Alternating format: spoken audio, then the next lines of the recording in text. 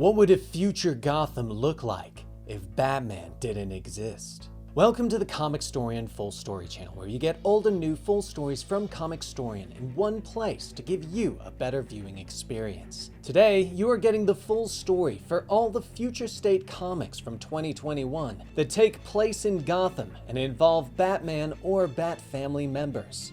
Future State took place after Death Metal and showed a possible future of the DC universe, when Batman is believed to be dead. But is he really? Stay tuned to find out in Future State Gotham. I hope you enjoy. Gotham City, the beginning of the occupation. Batman steps through the room, rats shift and squeak on the floor. Eyes open over their bodies and shoot heat vision at him, so he dodges, moving for the door. He grunts as he opens it to reveal the greenish light of kryptonite, which causes the rats to flee. "Oh hell," Batman whispers as he steps into the room. You see, yesterday, in Metropolis, the young boy was hanging over the railing, aiming down at the oncoming train. "Be brave, Xander. You could do this," the boy whispers to himself. "It's the only way out," he shouts as he jumps down to face the oncoming train. But Superman is there, stopping the train before it can hit him. "It's never the only way out, Xander," Superman says, putting a hand on the boy's shoulder. He flies the boy away, and in a short time, Xander is explaining the problem to Superman. He tells him that he wanted to pull off an epic prank at school, so he discovered the false face serum. He shows Superman by putting the device against his own neck and changing his face. Xander's face then alters to that of a giant ram. "Our mascot's the ram, so you know," he says, but he explains that the serum has had some side effects. "Even when it's off, I get nervous," he explains, pointing to the ram's horns that grow out of his forehead. "I can't control it." "Who's gonna date a guy with horns on his head?" Xander asks. Superman leaves Xander with Dr. Veritas, and after doing a little research, she discovers that the false face serum originates in Gotham. So a short time later, Superman is flying next to the Batwing. "It's been a while," he shouts to his friend. "What are you doing? Get inside the Batwing now!" Batman shouts as Superman gets on board. "It's nice to see you, Bruce," he tells him. But Batman explains that the Batwing is cloaked against their surveillance drones. "Unlike your bright red cape," he growls. Superman looks at his friend, asking who they are, and Batman glances at his friend. "You're a reporter, Clark. How have you not heard about this?" he questions. But Superman waves it off, explaining that Metropolis has its own issues, and he asks Batman about the false face serum. "I hadn't realized the serum made it over to Metropolis, but I've been tracking it here. It's growing in popularity," Batman explains. And in the dark alleyway, 3 teenagers with animal heads throw a Molotov cocktail at one of the Magistrate drones. The drone hits the ground and the teens start to stomp on it. "Stop all movement. Prepare for punishment determination," one of the cybers says as it comes down to the alleyway, leveling its arm guns at the teens. It opens fire, but the round bounces off the chest of Superman. "Not today," he says with a smile, and he scans the robot, realizing that there is nothing human inside, and he takes it down with one punch. Elsewhere in Gotham, the Peacekeepers watch the fight through the cyber's camera, and inform the professor that his wish just came true. One of the Peacekeepers nod. In the alleyway, Batman throws a bolo at the fleeing teens, asking if Superman heard anything he told him back at the Batwing about the Magistrate surveillance drones. "People's lives were in danger," Clark argues, and as the teens struggle to their feet, they ask Batman not to hurt them. "He's not going to hurt you. Depends on whether or not I get answers," Batman tells them with a growl, demanding to know where they got the drug. The teens quickly begin to spill their guts, and one of the girls explains that her father has gone missing and the authorities insisted that he left on his own. He tells Superman that the Magistrate treats them like vermin. "We're showing them that vermin can fight back. We're gonna bring down as many of their goons and drones as we can, until they release the people that they've kidnapped or kill us," she explains. "You still haven't answered my question. Where'd you get it?" Batman demands. The bird-headed teen tells him that they got the drug from a dealer that they met in a creep hospital. When suddenly the one with the bug head yells and tries to hit Superman with a bat. The teen yells, running off into the night. "Some people do need masks." "You're right, Batman." Superman nods as he watches the teens run away. "I know," Batman nods. "But a dangerous street drug isn't the solution. I want it out of my city," he tells him. So they head back into Old Gotham, beneath the modern streets of the city, and they pass through the droves of homeless that call this dark place home, eventually arriving at the old hospital. "Follow my lead. We're going in as discreetly as we can," Batman tells his friend. "Got it. Discreet." Superman nods, and inside they find the high-tech interior of the building doesn't seem to match the outside of it. Impossible. All of this is funded by selling street drugs at $20 a pop. Let's see what we can find out, Batman whispers. He finds a computer and begins to look through the files when suddenly there's a snort from the shadows and two genetically altered human-animal hybrids rush them. I need more time, Batman says as he glances over his shoulder. I've got you covered, Superman tells him, and he hits the first hybrid, knocking him through one of the walls, but the other one clocks him in the jaw, showing that their strength is augmented as well. He hits the second one, quickly moving to take the serum injector from the thug's neck, and as he looks up, he sees a frogman standing before him. Hello, Superman, the frog says simply. My name is Mr. Toad, and I am the leader of the False Face Society, Mr. Toad explains. Elsewhere, Batman smiles as he finds out who is funding the False Face serum. He downloads the data before turning and realizing that the building has gone silent. He feels it in his bones. Clark is in trouble. Batman looks up. Superman is strapped to a table, pushed along by Mr. Toad, flanked by a goat octopus man. Back away from Superman, now! Batman orders, but Mr. Toad just keeps moving. Make sure he doesn't follow, he tells the goat man, and the goat quickly moves, its giant octopus tentacles swirling around as he threatens Batman. But Batman just ducks and throws a small device that attaches to the goat's head. A concussion shockwave rips through his head, knocking him unconscious in seconds. And he moves to the window, watching Mr. Toad drive away. But the tentacles then twitch, and Batman remembers that octopuses also have neurons in their arms. He's thrown out the window, landing hard on the concrete below, his leg twisting at an odd angle. The homeless man that helped Superman earlier tries to move to help Batman, but he orders him to get back. While he's almost certain that these people aren't working for the Magistrate, he doesn't want to take that chance. He calls his bike over, limping towards it, mounting it, and with a roar, he drives off into the night. Meanwhile, at their secret lair, Mr. Toad wheels the unconscious Superman into the room. I must admit, I had my doubts about you, but you proved yourself quite worthy of the name, Mr. Toad. Professor Pig tells his associate. Toad glares at the villain, reminding him to keep the Magistrate away from his daughter. Pig snorts as he picks up a kryptonite bit and begins to place it on his drill. And as he walks over to the table, Superman struggles. Superman, you're awake! How delightful! Pig snorts. Where am I? Superman struggles as he tries to sit up. But later, Batman surveys the city. He placed the cryogenic sleeve on his leg to heal it and tried to track Superman. He looks through the files that he downloaded, aware that the false face serum is actually manufactured by the Magistrate. He knows that they have Clark somewhere, and he just has to find him. But in Pig's operating room, Superman looks over at Mr. Toad. He's still weak from the kryptonite that is strapped to his chest. What did Pig do to me? Best not to ask, Mr. Toad tells the hero simply. Superman doesn't understand. He knows that Mr. Toad wasn't lying before, and he questions why he is working for Pig. I underestimated my opponent, Superman. Now I'm paying the price. I'm simply ensuring that my family doesn't have to pay too, Toad tells him. Is betraying your own beliefs the best way to protect your family? Superman asks him. Meanwhile, out in the city, Batman stumbles across one of the Magistrate cybers. The robot scans him, announcing that his mask is lined with lead in violation of the city's laws. Batman dodges behind cover as the robot opens fire on him, and as he comes out fast, he stuns the enemy with batarangs before knocking its head off. He follows the signal, looking down on the building in the darkness. He then slips past the guards, finding a way inside, and it is then that he discovers that the Magistrate has begun creating synthetic kryptonite. He turns at the sound of a voice as Pig enters the room, glaring at the villain. I'm surprised they haven't locked you up yet. The Magistrate isn't too fond of masks, Batman remarks, but Pig snorts in laughter. They make exceptions for surgeons. I heard you visited my little club. Did you enjoy yourself? Pig asks, explaining that when the Magistrate discovered the False Face Society, it had planned to destroy them. But Pig convinced them that the best way to track the descendants was to take charge of those descendants. And now I have my best Mr. Toad ever, an artist like me. Oh, the masterpieces that we've created together. Pig snorts as he places two of the false face devices on his arms, and his hands transform before Batman, becoming two massive boar's heads. Elsewhere in the building, Mr. Toad is helping Superman escape, but they suddenly stop as they hear a growling coming from the shadows.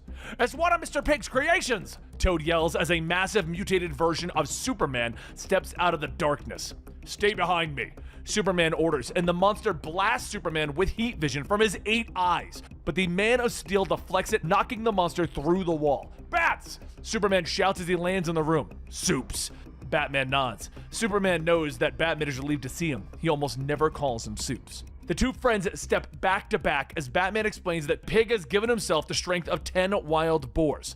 "Let's trade," Batman says. Superman doesn't know if that's such a good idea. "I don't have bad ideas. We're trading," Batman tells him as he twirls to face the multi-eyed monster. Batman leaps into the air, and once he's far enough from Clark, he pulls the shards of kryptonite out of his cape, stabbing them into the monster's chest. It growls with pain and falls to the floor, allowing Batman to remove the mutation device.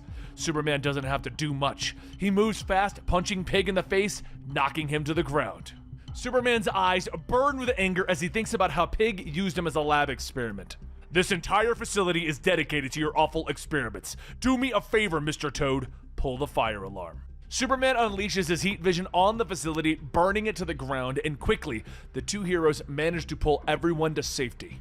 The next day, Batman calls in the aid of Animal Man, and he helps them remove the extra DNA from the animals in the city, while Batman removes the transmission chips. Inside one of his micro bat caves, Batman and Superman survey the city, Clark turning to his friend. "We've crippled the Magistrate's bioengineering operations, but we haven't put him out of commission." But Batman interrupts him.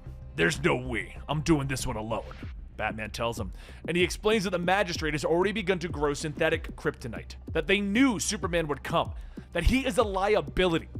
He explains that Superman can't be trusted. "You don't see them for what they actually are. They're not a terror organization. They didn't invade Gotham. We invited them. We let our fear, anger, and other base emotions overrule our judgment. The Magistrate captured you once, they'll do it again.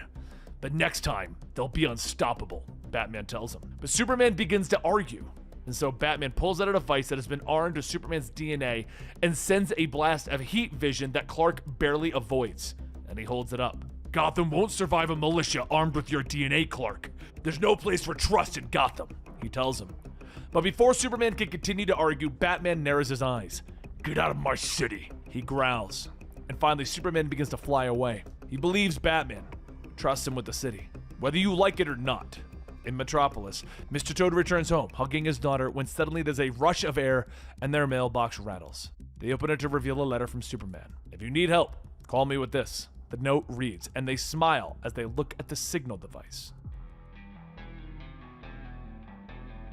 The Magistrate Jones open fire on the masked criminals, and as they open fire, they leap through the air, bringing it down into a fiery crash. "Stop all movement! By order of the Magistrate!" the Peacekeepers command. Laser sights locked onto our masked criminals, and as they open fire, they bring down some of the drones, but they still have no chance until suddenly one of the armored vans is crushed as Clayface roars, smashing into it. Other former villains of the city step into the battle, flying the flag of the Arkham Knight. "We do not fear the wasteland," the Arkham Knight thinks to herself as she orders her knights into battle. As the fight continues, the Arkham Knight walks over to the masked criminals. "I've bought you time. Now get your injured to safety, quickly," she tells them. They gather the wounded and they begin to limp away. "Thanks for the assist. Good luck with curfew," the leader tells the knight. The Arkham Knight looks around the area. This sector of the city is known as the Wasteland, and it is under full martial law of Peacekeeper 12. The people cannot protest, they cannot raise their voices, and they cannot cry or mourn, and that is why she is here, to fight against tyranny with the light of the sun. Two-Face steps from her group of knights, telling her that their primary target is on the move, and that the Magistrate Jones are converging on his position. "We need to get there right now or we'll lose them," he warns. "Mr. Dent, get everyone to move out in 30 seconds, Astrid orders him. She walks over to Blight, seeing that Knight is struggling with pain. "When we get back to the base, I will order our doctors to administer another dose of the serum. It will pass, I promise you," she assures him, and Astrid moves to see if the others are ready. Copperhead looks off into the distance, warning the group of knights about the drones that are incoming. "Mr. Dumpty, Mr. Clay, I expect full suppression of this attack. Mr. Dent, the doctor and I will move ahead and track our target," Astrid orders, drawing her sword. And as the Magistrate forces descend on the knights, the powerhouses move to attack. The scene becomes a massive battle as Astrid leads the others away, Dent keeping a look at his tracker, trying to follow the signal as the battle continues. They follow the sewer lines and their target is moving underground. But suddenly the signal is lost. "I don't understand. I can't track him, Astrid." "We'll have to go down there," Dent warns her. A drone falls from the sky, cracking the pavement, creating a hole in the sewers. The Knights leap into the darkness, and as they split up, they have Astra's orders to suppress the target, not kill him. It doesn't take long until their lights are playing off the scales of Killer Croc. But the other hits him with a stunning shock and he falls into the sewer water disoriented. Psycho Pirate pulls up his pistol, shooting the drone out of the sky. "Stay back, just Dent and I," Astrid orders as she pushes through the scummy water. "Just do it, kill me now and make it quick." Croc rumbles at them as he tries to pull himself up, but Astrid lowers the point of her sword at Croc's neck. "Now, Mr. Croc, will you swear fealty to the cause of the Arkham Knights? Will you accept your position as a cast-off from society, and so use this as a guiding principle to reshape it?" "Do I have a choice?" Croc asks, and Astrid takes her sword, preparing to stab downward, but she suddenly tucks it to her side, reaching out her hand. "Yes, always." Later, the Knights regroup at Wayne Manor, and Astrid and Dent move through the hallways of the Great House. She makes sure that the men have been rested and fed, as well as scheduled for their mandatory therapy sessions. The men must concentrate on their mental well-being as well as their physical selves, she reminds Dent, and in the next room they find Croc.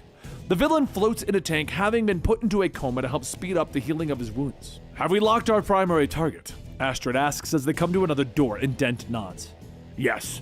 Our scanners indicate that it's being kept atop an old police precinct in the 5th Ward," he tells her. She steps out into the rain, discovering Blight in the balcony. He turns to her, telling her that the rain soothed his skin. She nods and asks if the serum helped at all. "No, it feels like needles now. I just want the pain to stop," he tells her, and he kneels down to her, telling her that he doesn't think the sun will come out for him. She reaches down, taking his face into her hands. "We will find a cure, I promise. And when we do, you'll stand with me beside our brother and sisters, and a new day will dawn on you." Beneath the city, Peacekeeper 12 leads his forces through the sewers. He knows that there were 6 to 10 knights, meta-powered. He reports in the command. "It isn't Batman or any of his people. We've gathered reports suggesting that it may be a group that emerged from Arkham Asylum." Peacekeeper 1 tells him over the holocom, and Peacekeeper 12 knows what to do. "I will tear this sector apart. You have my word," 12 tells his superior. The wasteland is torn apart. The Magistrate cracks down on the citizens, trying to draw the Knights out, and it wasn't long before they attacked, backed up by the very citizens of the sector. The Arkham Knights are the light in the darkness of the world. The battle between the Knights and the Magistrate lasted for some time, and during it, Dent had confirmation that their primary target was at the police precinct. Astrid nodded as she raised her shield. "Then that is where we will go, right after we finish here." Croc was set loose, finally swearing fealty to Astrid and her cause, and it wasn't long until Peacekeeper 12 was defeated, his helmet stuck on a pike as a warning to the Magistrate. Deep in the cave below Wayne Manor, Two-Face calls a meeting, telling everyone that he needs them to listen up. Astrid and he have identified their main target's location. They've all been apprised of the details. The engineers have put the finishing touches on the support craft they commandeered from Townsend Air Force Base. Their assault begins tomorrow. Zaz begins to play with his knife, asking, "And why should we be listening to this weakling?" Astrid steps in, stating that she will allow good-natured chiding because it does wonders for morale. But she trusts that the ribbing will be the extent of it. Mr. Dent is her first lieutenant. Please afford him the same courtesy that you would afford her as the Arkham Knight. Two-Face clears his throat, continuing to state that the Magistrate's forces are concentrated by the police precinct and City Hall. They have reacquisitioned an abandoned bank as a storage area. It is believed to be a replacement Peacekeeper, designated 6. He has assembled a massive cache of Magistrate weaponry at this location. And guess what? This is where they will be going. They will be flying right into the heart of it. But as Astrid and the others get ready, she notices that they are short one member. Two-Face says that Phosphorus hasn't been feeling himself. The sedatives are having less and less effect on his pain levels. As morning comes, Astrid leads the charge on the Magistrate, not as Joan, but as Amanirenas. Amanirenas was the queen of the Kush in the days of Augustus and the Empire of Rome. She was never, ever afraid. Today, she is Amarinas, and her subjects will punish their enemies. Astrid's teams quickly begin to dismantle their opposition, but soon, Phosphorus can feel his body giving way. Astrid holds him, stating that he will not succumb. He is a Knight of Arkham, and he will endure for their common cause. Now fight, damn you! Phosphorus tells her that it's not the fighting, it's the only distraction that he has. It's the silent moments. It's the sleep. All the pieces you never see and that I never tell you about. I can't try to survive for the gift of a life of agony. Peacekeeper 6 tells the Magistrate to brace themselves. An aircraft is on its way to try and take equipment. They think that, but at that moment the radio signals that the enemy isn't going towards the cache. They're going inside of the police precinct. Asteroid and her knights rush to the top of the building and begin to disconnect the old bat signal. Everyone on the ground asks what they're doing. Stealing a floodlight? As the bat signal is secured, Peacekeeper 6 races to the top, telling everyone to freeze. But instead of retreating, Phosphorus stands firm, telling Asteroid that this is his regret. This is something he cannot continue, and thank you for believing in a moral wretch. She calls out to him, but Peacekeeper 6 takes her shot. Asteroid screams as she jumps off the escape helicopter, driving her sword right through Peacekeeper 6's chest. Phosphorus says that she keeps saying that there's a new day dawning, but he doesn't want to see the dawn. When the sun rises, it hurts his skin. And Asteroid tells Two-Face to throw her a line. She's not leaving him behind. Whatever is possible for their medical team to do for him, they will do it. So later, as Asteroid gathers everyone to the roof of Wayne Manor, she tells all of those listening that there will be no more power brokers or politicians. No more mercenaries to come and beat their people into submission. They are a broken and insane collective dreg of humankind, yet they have proven to be a common cure for the wasteland of Gotham City. And for what? Broken trinket? A relic of Gotham's former glory? Did their brother fall in battle to help recover a simple floodlight? No. This light is a beacon of hope that reminds the Magistrate why the relics of Gotham are worth fighting for. It is a symbol, more valuable than any coin. It is their light in the darkness, a signal for those in peril upon the sea of fate. It is their sun, and from today, the bat signal will always shine in Gotham. The guard leads the prisoner through the Magistrate detention facility, remarking how she doesn't look like much. The prisoners all crowd around the windows of their cells, calling out to her, and the guard smiles as they reach her cell, commenting on how there's nothing on her in the system. No record of your prints, nothing on facial recognition software, no DNA, no nothing, same as your new roommate. He comments, pushing her to the floor, telling her that if she talks, he can get her transferred tomorrow. You don't, there's plenty of people here who would love to see you again, he tells her. He picks her up, ordering her to give him the resistance. But Cassandra Cain stares him down. Of all the people I thought I would see getting tossed in here, you're the last. What, nothing to say to your old friend? Stephanie Brown asks as Cassandra turns to look at her. She moves fast, her fists lashing out in a blur, cracking Stephanie across the jaw. She barely blinks. I've made friends in low places, and they won't take kindly to you getting fresh with me, Stephanie tells her. She snorts, reminding Cass that she's a traitor to Nightwing's cause, but she shakes her head, reminding Cass that the government sees them all as masks. Cassandra looks around the room, figuring out all the angles, and Stephanie leans against her bunk, informing Cain of the floors and ceilings that have been wired for sound. If she wants privacy, she needs to get her hands on one of the 2 nullifiers that are floating around the prison. She sits back on her bed, flipping through her book. There are some folks who can be real friendly, and wouldn't mind being a go-between for the right price, she remarks offhandedly. Cass whirls at her. I suppose it would be too much to expect, spoiler, that someone who has sunk so low would do the right thing. Cass snaps at her, and Stephanie just smiles. Ask me for help and find out, she says, but Cass doesn't believe that she wouldn't betray her. You tell me how you got caught, and I'll see about that nullifier, Spoiler says as she stands again, but Cass refuses, turning away from Spoiler, smiling. Missed you too, babe. The next day, Cass moves through the prison population. She talks to the Resistance members, asking if they know where her contact, Odysseus, is. Most believe that he is dead, but Jimmy Olsen points her to whatever is beneath the solitary area, and she'll have to find a way there. By the 3rd day, Cassandra is picking fights with the other prisoners, but no matter how hard she tries, no one will fight back. She gets to Jason Blood, grabbing him by the shirt. She knew you'd try this, you know. She's made us swear not to go toe-to-toe with you. He tells her, and Cass asks why. You have to ask her, he tells her with a shrug. She finds Spoiler in the laundry room with Zaz. She orders the villains to leave, and Stephanie nods in agreement. You wanted my attention, and you're gonna regret getting it. It's for your own good, I promise, Stephanie shouts as she takes a swing that is easily blocked. The 2 trade blows back and forth, blocking each other easily. What's more important, your mission or tussling with me? Stephanie asks, and Cassandra whirls, slamming several blows into the woman's kidneys. I can multitask, she hisses, so Stephanie turns, clotheslining Cassandra hard. All right, enough of that, she snaps. But Cass gets back up and the 2 continue to battle. As they trade blows, Stephanie manages to twist and slip the nullifier into Cassandra's jumpsuit. The fight continues until both women are electrocuted on the floor, and the captain stands over them. Maybe a stay in the solitary confinement reminds you both of your manners, he tells them. And over in her cell, Cass reaches for the tray of food that the guard leaves for her. In the middle of the plate sits a Bluetooth radio earbud. She picks it up, hearing Stephanie's voice. "Miss me, gorgeous? How did you manage this?" Cass asks. "I've made friends in high places too." Cass's eyes go wide as Stephanie begins to quote the Odyssey, revealing that she is the contact within the prison. She is Odysseus. "Yeah, surprise! We've been on the same side all along," she says sadly. Cass is shocked as Spoiler explains that she helped her get into solitary confinement and slipped the nullifier into her pocket. "It's been a long year," she tells her.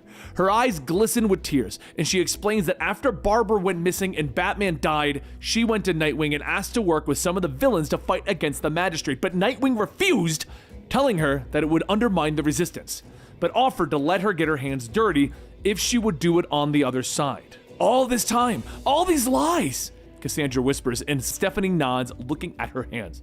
"It's okay. I wouldn't forgive me either, but I want to help if I can. If you can bring yourself to trust me enough," Spoiler tells her. Cassandra explains that the Resistance received a message from inside the prison. The Bat was alive. Cassandra tells Stephanie that if Batman is alive in the prison, they have to find him. Spoiler nods as she stands.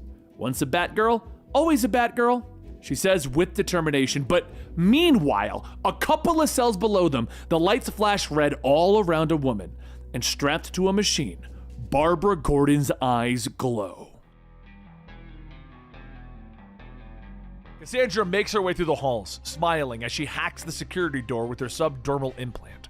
In the main hall, the riot has been going on for 2 minutes. "Knock them out! Don't take them out! We need them breathing if we hope to get out of here," Stephanie Brown reminds the collection of supervillains that she is fighting alongside. They continue their battle, but suddenly all of the prisoners' wrist guards activate and they fall to the ground in pain. "Not your smartest move, Blondie!" The captain of the guard laughs as he enters the room. "Hurry up!" Stephanie gasps over the radio to Cassandra. Batgirl moves quickly through the prison, knocking out a guard and taking his armor.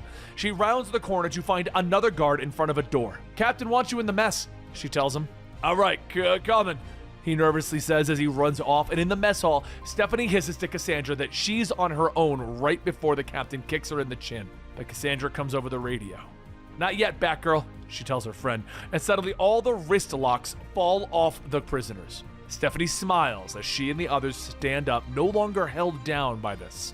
"Looks like the animals got loose, Captain," she says as she cracks her knuckles. The prisoners and the guards launch themselves once more into combat.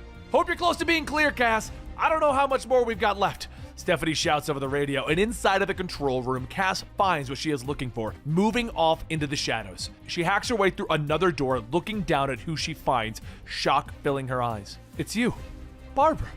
What did they do to you?" She gasps as she sees Barbara is strapped to the table with tubes and wires sticking out of her. She rips Barbara free, trying to tell the woman that they don't have time until the system reboots. "You found me," Barbara gasps as she leans in to hug Cassandra, and Batgirl picks her up, carrying Barbara out as she explains that the Magistrate links her into their connection, trying to pull all of the information that she had. She had some control, though, enough to send the message to the Resistance. "I know they're hiding something big. I need access to a computer," Barbara whispers, and Cassandra nods, getting on the comms to Stephanie. She asks if she can hold the guards off a little bit longer, but she isn't getting an answer. She looks at Barbara. "This might be our only chance of getting out," Cass reminds her, and Barbara shakes her head, reminding Cass that people are never a means to an end. Cass pulls out an orb, activating it and appearing in her Batgirl uniform. They turn, seeing a group of guards heading towards them. Cass is amongst them in seconds, kicking and flipping her way through them with lightning speed, and she looks back to see 2 of the guards attacking Barbara. She finds strength beating them down. Once a Batgirl, always a Batgirl. The 2 women smile, and they head back into the central control room with Cass radioing to Nightwing as Barbara goes to work on the Magistrate systems. "Nightwing, I have her. It wasn't him. I found Oracle," Cassandra tells their leader. Then there's a pause before Nightwing orders Cassandra to bring Barbara home. Suddenly, the redhead gasps. "I think I found Batman, or at least a bread trail to him," she says, and Cass nods, explaining to Nightwing that they have a complication with the others in the prison. "Spoiler knew the risks. You have your mission, please. Bring Oracle home," Nightwing tells her again. "Enough talking about me like I'm not here tonight, Nightwing," Barbara says into the comms, and she reminds Nightwing that they never leave anyone behind. Meanwhile, over in the mess hall, Spoiler and Poison Ivy fall to their feet. "Why didn't you go with her?" Ivy asks. "Never abandon your people. I'm not one of them anymore, but old habits die hard. Been a pleasure fighting by your side. Stephanie tells her. And as the captain steps forward, an alarm begins to sound in the prison, and he looks up in fear, demanding to know what is happening. Stephanie smiles. What did I say? We never leave our people behind, she tells him. Suddenly, all the screens go black and a display of an image of Oracle's head appears. The drones hover nearby, projecting an image of the Oracle on every surface, and throughout the city, everyone's phones and screens also show the Oracle image.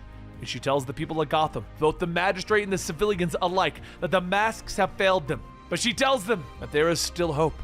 We are the Resistance. Join our cause. As long as we live, there is always hope. We know what we have to do now. We have to fight for what is right, the words echoing throughout the city. Inside of the prison, the Resistance has arrived. Nightwing, Batwoman, Talia al Ghul, and Robin join the battle. The prisoners are freed soon, and the guards rounded up and imprisoned. And later at Base 2 of the Resistance, Barbara looks up at Dick, reminding him that his hovering is making her tired. She thanks him for finding her, and the two embrace, and they kiss. They have much to do, but it can wait a few more minutes. Outside, Cassandra finds Stephanie, and Spoiler asks what is to happen to all of the villains in the prison. But Cassandra tells her that there are no more heroes, there are no more villains, only the Resistance. I know this doesn't make things square, but thanks for giving me a chance when you didn't have a reason to, Stephanie tells her. And Cass apologizes for not trusting Stephanie more. I believe in you, Stephanie Brown, Batgirl. I hope you give me a chance to heal what's been damaged. The two embrace on the wall, looking down at the Resistance below them. To new beginnings, and to keeping the faith. Cash glances casually at the gun to his head. It isn't as bad as it looks. This means you fold? Cash asks. But the man doesn't waver. He knows that Cash has something up his sleeve. He knows that he's been cheating. But Cash moves fast, yanking the man's arm and pulling the pistol from his hand. Out of his sleeve, he pulls out a knife, pinning the guy's hand to the table. The guy screams as Cash pulls the knife back and picks up the heavy pistol. Don't accuse someone of cheating unless you're really sure you can take him in a fight, moron! Cash snaps, throwing the pistol back on the table, aware that everyone is staring at him. Don't act like you've never seen anyone get stabbed before, Cash says simply. A call from behind gets his attention as the GCPD officers ask if they can, have a word. Gun's not mine, Cash says as he picks up his money. We know who you are, Cole Cash, the female officer states, and the entire bar suddenly stops and stares. The thugs and goons all begin to move forward. They've all been slighted by Cole Cash in some way or another. Everyone calm down, I can explain, Cole says as his hand curls around a bottle of beer. He spins quickly, cracking the bottle over the head of the nearest goon. Then he flips and rolls as the bar turns into a massive fight. He moves fast, his feet and fists striking out against anyone that gets close. A kick taking him in the back, and he stumbles to the door, landing outside. Not ideal, but I'll take any exit I can get, he thinks to himself as he falls to the ground. He looks up and he's greeted by dozens of cops and their combat drones. But he doesn't hesitate. He makes a break for it across the street, but a car hits him and he cracks onto the windshield. Ow, I'm okay. He gasps as the cops surround him again. Quickly, Cash is loaded into the back of the police van, his cuffs magnetized to the roof. He looks up to see a man in a suit sitting across from him. Cole, is that you? Luke Fox asks. No, sorry, Cole says with a shake of his head. Cole avoids Luke's questions, but doesn't seem overly surprised to find one of Gotham's favorite sons in the back of a Magistrate van. They're finishing up the roundups. All the masks and capes are targets. Luke explains, even though Cole didn't ask. He tries to explain that he's out of the game and he doesn't associate with anyone. But Luke smiles. Batwing hasn't flown in years either. You have to get me out of here, Luke finally whispers as the van continues to speed through the city. Get yourself out of here, Cole grumbles. And he looks up, telling Luke that they're people who can get him out of Gotham if he has the money. Yeah? Who? Luke questions. If I knew that, you think I'd still be in the city? Cole snaps. They continue to argue, but finally Cole lashes out, kicking Luke hard in the face. Fox slumps in his cuffs as Cole begins to kick on the wall of the cab. Hey, guard! This guy started puking blood and passed out! Cole shouts, and the door slides open and the guard orders Cole to stay in his seat. He checks the unconscious Fox before calling for backup with his buddy. Steve, this guy's messed up. How far out? The guard begins to call, but he's interrupted as Cole wraps his legs around the guy's throat and begins to choke him from behind. Luke, grab his gun! Cole shouts, but Luke doesn't move, and the guard pulls his own pistol trying to shoot Cash. Luke, stop playing! Fine, I'll do it myself!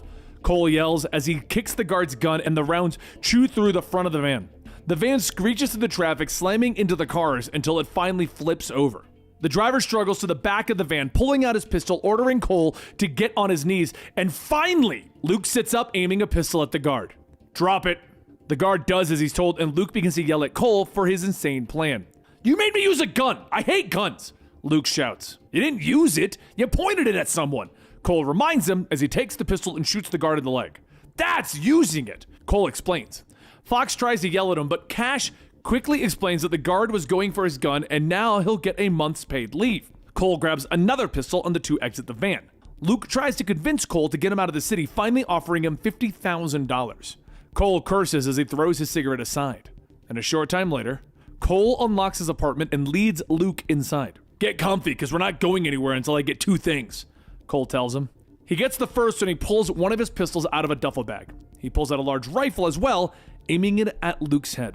"And the truth is the other," Cole tells him.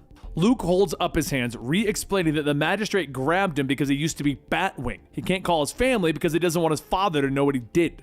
He pulls a credit card out of his pocket, explaining that it has access to an untraceable $50,000. "And now it's yours," Luke tells Cole. Finally believing Luke Fox, Cole begins to pull out other gear from his bags. He hands Luke a mask with no eye holes, explaining that his contact has some trust issues. "What about you?" Luke asks as Cole begins to pull on his own mask. "Oh, I got my own." And when he turns around, we see that Cole Cash is Grifter. They move through the city streets quickly, with Grifter telling Luke not to be suspicious. "I have a sack on my head and you're wearing a goddamn bandana over your face," Luke points out. "This is the Narrows, man. It's not suspicious here," Cole tells him as they duck into an alleyway. Well, if it isn't the Grifter himself. The woman sits on top of the fence, looking down at the pair as her thugs begin to surround them. "You screwed us, Grifter!" she accuses him, but Cole shakes his head. "Vale, I would never screw the Black Mass Syndicate," he tells her. And she points out that he did. "Intentionally. I would never do it intentionally. In fact, I was just coming to find you," he explains as Luke pulls off his mask and they go back to back. He looks at Luke. "Why don't you tell them why we're here?" "Yeah, he has $50,000 for you to cover what happened." Grifter glares at him. "That's your line?" he hisses. "What was I supposed to say?" "Make something up!" Grifter snaps, and he lashes out, punching the nearest black mask goon, telling Luke to run. They keep running, rounding the corner as Cash can turn and open fire on the advancing gang members. They round another corner and dive behind a bomb. Cole throws a grenade, trying to get the gang to back off, but they seem to be better equipped than the last members. And finally, they duck inside of an abandoned bakery. "I think we lost him," Cole says with a sigh of relief. "That's great, but where the hell are we?" Luke asks as he looks around the kitchen. Cole pulls off his mask, commenting that he still got it since they arrived where they needed to go. "We're in the home of one of the last and best criminals that this city has ever produced. The Queen of Clubs herself," Cole says as he pulls a card from his sleeve that depicts the Huntress. He leans down, lighting a cigarette. "You might want to throw that hood back on. The Huntress isn't someone that you want mad at you." And in the shadows of the room, Huntress aims her crossbow. As the boot of the Huntress kicks firmly into the face of Grifter, Grifter thinks to himself that he's going to have to finish this job and get Luke out of here. But he's getting the notion that Huntress might still be mad at him. Luke tells her to hang on a second, but Huntress turns back, pointing her crossbow at him. Grifter gets up, telling him that it's cool. He just came here to talk, and as Huntress attacks him again, she says that this is them talking. After another dodge, Grifter swings back, punching Huntress, and after quickly realizing what he just did, he simply says, "Crap, that was instinct!" Luke rushes back to try and break up the fight, yelling, Whoa! My name is Luke Fox, and I need your help." Huntress asks how do they know that he isn't a cop, and Luke holds up a card stating that the cops don't pay. Huntress takes the card, and Luke goes on telling her that it should be more than enough, untraceable. He needs to get out of Gotham. She scans the card, and after a few moments pass, she tells him, "Okay, 75,000 transferred into my account. Let's get you out of Gotham." Grifter asks, "Why do you get more?" But before Luke can answer, Huntress tells him, "Shut up, there's someone." At that moment, a smoke grenade is thrown into the warehouse and a cyber comes crashing through the door as a dozen Magistrate officers storm in. One of the officers sees Huntress standing up on a ledge, and as they grab and spin her around, they see that it's a mannequin holding a bomb. As the building explodes, Huntress races off with Grifter and Luke on her bike, and Grifter says that sitting back here is really emasculating. But before they can get very far, the Magistrate starts to rain bullets down, and Grifter says that he told her that they weren't cops. And Huntress asks, Do you really think that the Magistrate wouldn't shoot their own to get to me? The Grifter starts to shoot back at the drones following, but as Huntress turns a corner, Grifter notices some flammable barrels right next to them. The Magistrate begins to close in, and Grifter fires a shot into the barrels, causing a massive explosion, halting the drones. A few moments later, Huntress speeds into another one of her safe houses, stating that this is where they need to be. Now wait. Grifter asks what are they waiting for, and just at that moment, several laser sights focus on him, and he's suddenly shocked. Vale walks up asking if he remembers her. Thanks for ripping off her crew. Huntress tells her that her business is the other one. Get them to the docks, Grifter's yours. Vale says that Grifter is already hers, she's not helping them. Huntress asks if they're going to have a problem, and Grifter holds up his 50,000 card and says, I can pay you back, with interest. A short while later in the Gotham sewers, Grifter and Luke look over the water, and Luke says that this is it, huh? We just sail out of Gotham now? Grifter says that if they're gonna go out across the water, they'd get blown up. Huntress has a way to avoid that mess. So Luke begins to tell him that when they get out of here, he needs him too, but before he could finish, bright lights flash and Vale says that they're here. Make sure to set a secure perimeter so that no one goes near the rich boy. Grifter helps Luke over, asking, what was that? And Luke says that it's not important. A few moments later, a high-tech sub emerges from the water, and Huntress says that this has a remote beacon that is undetectable by the Magistrate and the Peacekeepers. It'll be going about 30 knots, so he'll be home in bed before the night's over. Luke looks at the sub, stating that his father made this, didn't he? And Huntress tells him, yep, make sure to thank Lucius for me. Just then, there's an explosion, and the Magistrate begin to swarm the area, and Huntress tells Luke that he's a traitor. And Luke tells her, I'm sorry, truly. Grifter looks over asking, wait, you sold us out? And Luke says, it's nothing personal, it's just a job. You of all people should understand that. But you were never the target, you were just a means to the end. Luke kicks Grifter back and says, this is a gift to you. Get in this sub and leave Gotham and never come back, Grifter. And Grifter asks, what are you going to tell them? And Luke tells him that they got the Queen of Clubs. That's all anyone cares about. Grifter smacks his hand away, jumping over the ledge into the sub. The controls tell him that he must press 3 launch buttons to begin. He stares for a moment at his hand as it hovers over the button, and then he stops. Outside, Peacekeeper 08 stands over Huntress, telling her that it's over. So Grifter jumps in, spraying the area with bullets, stating, it's not over yet! But Peacekeeper 08 grabs him by the leg, throwing him beside Huntress. Huntress says that they can't beat him, and Grifter says, yeah, I'm starting to get that feeling. Peacekeeper 08 jumps into the air, but from throwing Grifter, his ammo belt came loose. So Grifter shoots the grenades on the belt, detonating it, encasing 08 in flames. Grifter hands Huntress his card, stating, this is my money.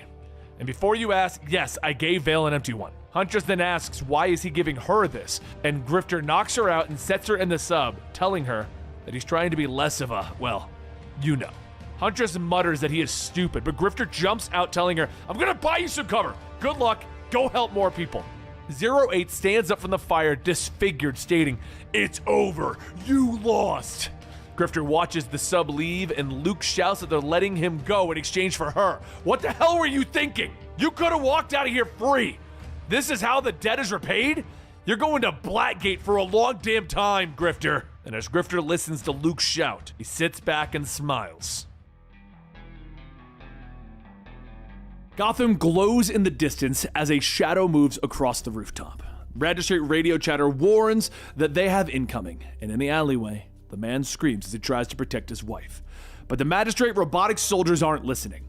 One reaches down, ignoring the man's protests as he grabs him around the neck, when suddenly Nightwing descends from above, kicking the robot in the head, twirling and smashing it with his escrima stick. The others move to stop him, a drone at its back, but Nightwing flips, tossing his stick, smashing both of them. And as Nightwing retrieves the weapons, the man thanks him, offering his hand. The Nightwing twirls again, throwing the stick, cracking the man in the jaw. No, your body language is all wrong. You're not scared, you're ready to pounce. I thought the Magistrate was going automated. I guess certain cases still require the human touch. Nightwing growls at the man. He struggles to his feet, his hands glowing as he explains that he is augmented. He rushes Nightwing, who easily dodges and knocks him out with a kick. You're no threat though. Your wife though? What tricks does she have up her sleeve? Nightwing asks, turning to the woman. She smiles, pulling out twin knives, which Nightwing dodges. but the echo of a gunshot fills the alleyway and a round hits his shoulder armor. He stumbles but manages to take out the woman and drop a smoke pellet. The Magistrate sniper continues to look down from his vantage point, but he can't see anything due to the smoke. "I can't see a damn thing, and it's Nightwing, so he's right behind me," he whispers over the radio. He turns to draw his pistol, but Nightwing stops with a hard boot. He leans in, questioning the soldier about how many more special teams the Magistrate has looking for him. And not getting any answers, Nightwing begins to walk away. "So it's true, you're darker than you used to be. I think someone's overcompensating for Bat Daddy," the sniper calls. Nightwing turns, shattering the man's knee with a well-placed Eskrima stick. "Enjoy the rest of your evening," he calls as he leaps into the night air. And as he rolls in pain, that sniper manages to call to the base. "Mission's accomplished," he gasps. In the Magistrate headquarters, located deep inside of the old GCPD precinct, Peacekeeper 01 sits at his desk, continuing to scroll through his camera feeds. His door opens up and Captain Marks walks in with a look of triumph, and she tells 01 that they have Nightwing hooked. 01 isn't so sure. He looks down at Gotham City. The Magistrate is trying to end the mass threat, and they've all been relatively successful except for Nightwing and his group of terrorists. "I wonder if Nightwing still believes that we killed his unkillable mentor," he muses. And finally, Marks leaves and 01 reminds her that victory is mandatory. Elsewhere in the city, Nightwing walks through the old ruins of Arkham Asylum. The building is destroyed around him, but he continues forward, finally stepping through a hologram and into his secret lair. A short time later, he speaks with his network of operatives, explaining that their actions have forced a response from the Magistrate. "Prepare yourselves. Things have been tough. They will be tough, but so are we. We're his legacy, and we will fight until it's over. Until we win, just like he would have," he reminds them. Batgirl nods on the screen, telling Dick about the reports of the new Batman running around. He nods, telling her that he'll look into it personally, and he signs out, moving away to hit the shadows. But as the hot water runs over his sore muscles, his eyes open. Someone's there. He turns the corner, quickly locked into combat with the new Batman. Batman moves fast, throwing Dick to the ground. "People call me Batman," the Dark Knight tells Dick, and Grayson just smiles at him. "Hello, Batman." "Arkham, welcome guest, maximum voltage," he says simply, and the shock rips through the new Batman, knocking him out, forcing him to the ground. When he awakens, he's strapped to a chair. He questions whether Nightwing looked under his mask while he was out, but Dick shakes his head, confirming that he was the same Batman running around the city, but he didn't look. "I value privacy, unlike some people," Nightwing notes. And finally he looks at him. "Why are you here?" he demands, and Batman looks at him. "Because of a case, Sarah Dowell." Batman explains that Sarah was 10 years old and has been kidnapped. "I rescued her and hurt the people that needed to be hurt, but after I returned her safely to her parents, the Magistrate cybers took her. They took her to interrogate her about me. And Sarah's dead, I know it, killed by the monsters for nothing. The Magistrate is too many, too cruel to fight alone. I need to be a part of your resistance, I can help," Batman tells him. The conversation is then interrupted by Nightwing's computer beeping to let him know that the others have arrived. Batman joins him at the computer, removing the cuffs from his hand as they both acknowledge the large group of Magistrate Special Forces gathering outside of the asylum. "Well done. You're earlier than I expected," Nightwing notes without looking at Batman. He explains that the Magistrate shot him with a nano bullet that was easily tracked. "The Magistrate bugged you, tracked you here, and you let them? Why?" Batman asks. Nightwing turns, gritting his teeth. "Because this way, I have the home advantage. Because I'm done. It's time to make a statement. I'm going to war." Outside, the news reporter turns to Peacekeeper 06, interviewing her before the Peacekeepers begin their assault on the secret fortress of Nightwing. "How do your brave troops plan on taking down such a dangerous criminal?" the reporter asks. "With the only method that works for his kind, without mercy," she nods at the camera. Inside the ruins of Arkham, Nightwing and the new Batman stare at the screens. "This isn't being broadcast right now," the new Batman notes, and Nightwing nods, explaining that later it'll be presented as live. "Nothing like having your own fascist TV network to get the propaganda out there," Batman nods, and Nightwing continues to work on the computer, telling Batman that if the Peacekeepers can break in here, their victory will be totaled. "Let's start the culling," Nightwing says as he hits a button. The EMP pulse works out of the center of Arkham, hitting the Peacekeeper forces hard, their vehicles all shutting down and all of the drones shorting out and hitting the ground. "What was that?" the reporter shouts as he kicks his useless camera drone. "An EMP blast," the Peacekeeper tells him. Inside, Nightwing moves to his weapons locker as he explains the EMP to Batman, telling the new hero that the blackout will give them enough time to slip away. But Batman grabs Nightwing as he's gearing up. Are you trying to protect me? I chose this life, he snaps. But Nightwing shakes his head and he explains that his plan's risk versus reward ratio is tight. If I don't live to see another day, Gotham should at least have one of us. It needs Batman, Nightwing tells him. But Batman shakes his head, reminding Dick that Batman is the one who decides who needs help. Right now, that's you, Batman explains, and Nightwing stares at him for a moment as he finishes gearing up. Well, dynamic duo it is then. The first group of soldiers make their way into the ruins of Arkham, but the duo descend from the ceiling. The two are amongst them in seconds, disarming and knocking the soldiers out before they have time to react. Not bad. There's room for improvement. Always. Nightwing grabs one of the soldiers, demanding to know what his orders were. Shoot to kill, under any circumstances. The soldier stammers, but Nightwing smiles slightly at the soldier's words. Batman looks at Nightwing, questioning the unnecessary questions. I have my reasons, Nightwing tells him, and suddenly a gunshot fills the room with Nightwing pushing Batman out of the path of a bullet. The two leap back into action, attacking the second squad as they break through the doors, and outside a soldier reports the loss of 2 squads to Peacekeeper 06. Takes online in the back? She asks, and the soldier nods and 06 orders him to fire at the building. But our soldiers are still inside. He begins to argue, but 06 leans in, telling him, nothing trumps taking out the masked scum! The tanks open fire, destroying the building, and it all begins to burn. The great inferno raising up into the night sky. Doesn't that look beautiful? 06 notes with a smile, unaware that the nearby invisible drones are behind her. The soldiers report that the cybers are back online, and 06 begins to order them to head inside to collect bodies. But suddenly she is slashed across the cheek by a batarang. Please don't, Oracle tells her, and 06 sees the masked members of the Resistance standing before her. The heroes leaping into the fight, attacking the group of soldiers. Inside of his base, Nightwing pulls himself out of the rubble, looking up at one of his working screens, and sees the heroes fighting against the soldiers. No! What are they doing? He snaps, and Batman pulls himself free, telling Nightwing, I called the others. That was not your decision to make! Nightwing snaps at him, but Batman looks at him, reminding him that the city needs Batman just as much as it needs the other heroes, like Nightwing. We're leaving now. Dick pauses for a moment. Help me up, he finally says, and outside the battle is continuing, until finally Oracle turns to her comrades. The rescue mission is almost over, people. The growly bat-esque voice in my ear tells me it's time to move out, but 06 stands in her way, telling Oracle that she is going to fillet her skin from her bones and make a coat. Barbara just smiles at her, reminding her that trying to kill the leader of the Resistance is a great motivator. Do you mind if he joins us? Barbara asks, and the sound of a revving engine fills the night air as a secret door opens up from the ground. Now, I'm more of a motorbike person, but he's dying to show you his new car, Oracle tells her, and the muscle car flies out of the secret garage, slamming into several cybers and knocking them to the ground. As the car screeches away, 06 begins to curse, turning and realizing that the other members of the Resistance have also vanished. The reporter begins to shout at her, demanding to know what he should show the people. And 06's hand snaps out, grabbing the man by the throat, snapping his neck with one quick motion. She turns to one of the soldiers, demanding him to get her a car that is running. Meanwhile, Batman and Nightwing are speeding through the streets of Gotham, screeching around the corners, with Batman apologizing for calling in the Resistance. If they lost their leader, after already losing, he begins, but Nightwing finishes the sentence. It would have been bad. You did the right thing. But the car is then T-bowed, sending it rolling into a construction site. Nightwing groans as he pulls himself out of the wreckage. Be still, my mechanical beating heart. Look at the killer pair that I've drawn. I had no idea that you were working together. This almost makes up for the rest of the night.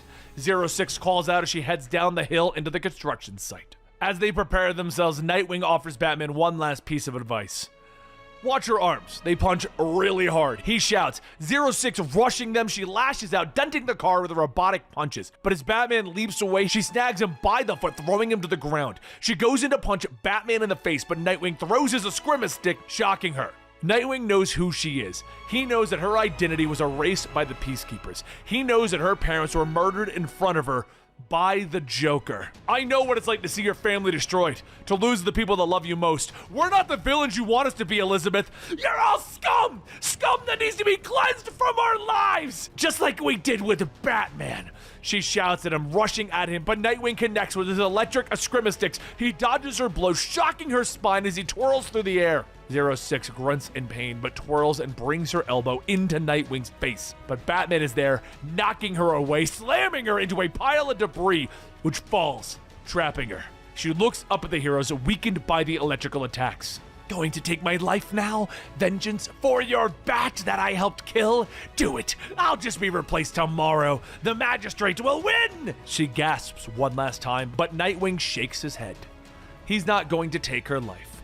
He's going to take the Magistrate's reputation. He reveals his crew as cloaked drones. Drones that have filmed everything that happened tonight. Every terrible thing that you and your soldiers have said or done, and everything that you've lost. Raw, unedited, unspinnable.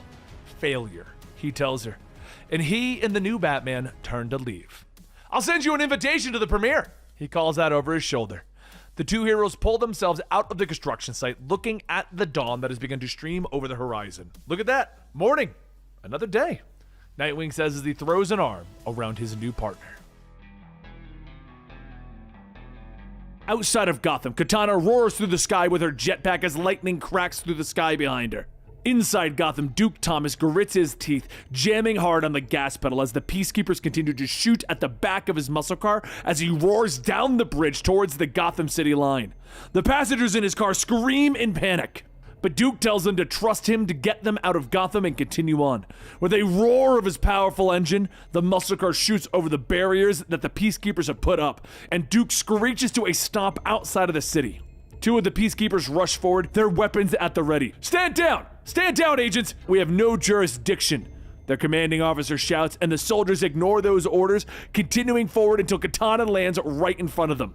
Any part of you crosses that line, your soul is mine, she warns them, cutting a line in the pavement. The soldiers pause for a moment before raising their rifles and opening fire. In a blur of steel, Katana blocks every round, finally deflecting one of the bullets back at the soldiers, hitting him in the chest. She moves fast, knocking the man back across the line, and his partner begins to drag him back towards the barricades. We're gonna catch him, you know, and then we're gonna put him on trial and deal with him. The soldier yells. Wow. The refugees gasp as they look at Katana. I know, right? Welcome to the outside, Duke tells the group with a smile, walking over to his friend and former teammate, thanking her for the assist, but Katana turns on him, anger in her voice. She points at Duke, reminding him that he needs to decide which side of Gotham he is planning on staying on. But he shakes his head, telling her that the Magistrate has them all marked, and they are threatening their families. But Katana is barely listening. She reminds him that none of them are safe and that he cost her valuable time. Take them and go, she tells him as she blasts off with her jetpack. She flies through the air, pointing towards the warehouse, lightning crackling as she can hear her husband's voice in the sword. She nods, telling him that she'll apologize to Duke later, and as they near the warehouse, Katana's jetpack begins to cough and sputter. She used valuable fuel to save Duke and his refugees. She begins to cut the engines, trying to skip and lower her descent to the warehouse's roof, where she lands with a hard crash, the jetpack smoldering in flames. I'm fairly certain that someone heard that. I love you, and yes, I'll be careful, she tells her husband as she unsheaths her sword. She kicks open the door hard, and the Peacekeepers are on her in a second as she cuts her way through them. It's a running battle as she moves through the hallways and rooms of the warehouse. She leaps, flips, and slices her way through the Magistrate forces. Every room she leaves is decorated with the corpses of her enemies. Until finally she reaches the lab, and it is there that she meets an old traitor. Caliber, betrayer, what are you doing here? She demands. Caliber smiles, informing her that he is working with the Magistrate on some advanced tech. Let me show you, he says with a smile, and he hits her with a powerful blast, sending her through the wall and outside once more. Caliber steps outside, ordering the van that was about to leave to take off. You understand how bad this night can get for you, right? Caliber asks with a nod, but Katana ignores him, rushing after the van while reminding her husband that Caliber doesn't frighten her at all. Hey, you know it's just me here. Have you completely lost it, Tatsu? He asks as he tries to attack her, but she ducks under his attack and rolls forward, the katana cutting through the side of the van like butter, destroying the tire and engine. As the van flips and rolls, Katana meets Caliber in battle as he blocks her sword strikes with his robotic arm, knocking her back hard. She blocks again and again while he hammers on her with punches, until finally she drops to her knee exhausted. Ha! I just remembered. You're talking to your husband, right? His soul is trapped in the magical sword. Caliber says as he stands over her. He smiles grimly, telling her that the Magistrate will melt the sword down into scrap, and they can be together again. But Katana smiles. No, husband, I don't think he has any idea, she tells him as she flips into the air at lightning speeds. Bringing the sword down onto Calibur's robotic arm, she flips, dodging another of his attacks when suddenly a bullet grazes her leg. She turns and more peacekeepers have arrived, so Calibur reaches for the sword, trying to pull it free of his arm as Katana dodges under his blows. He manages to clip Katana in the chin. Standing over her, he prepares to give the killing blow.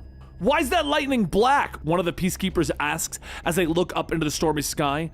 The lightning suddenly seems to take a human shape as it strikes the ground, throwing Calibur away.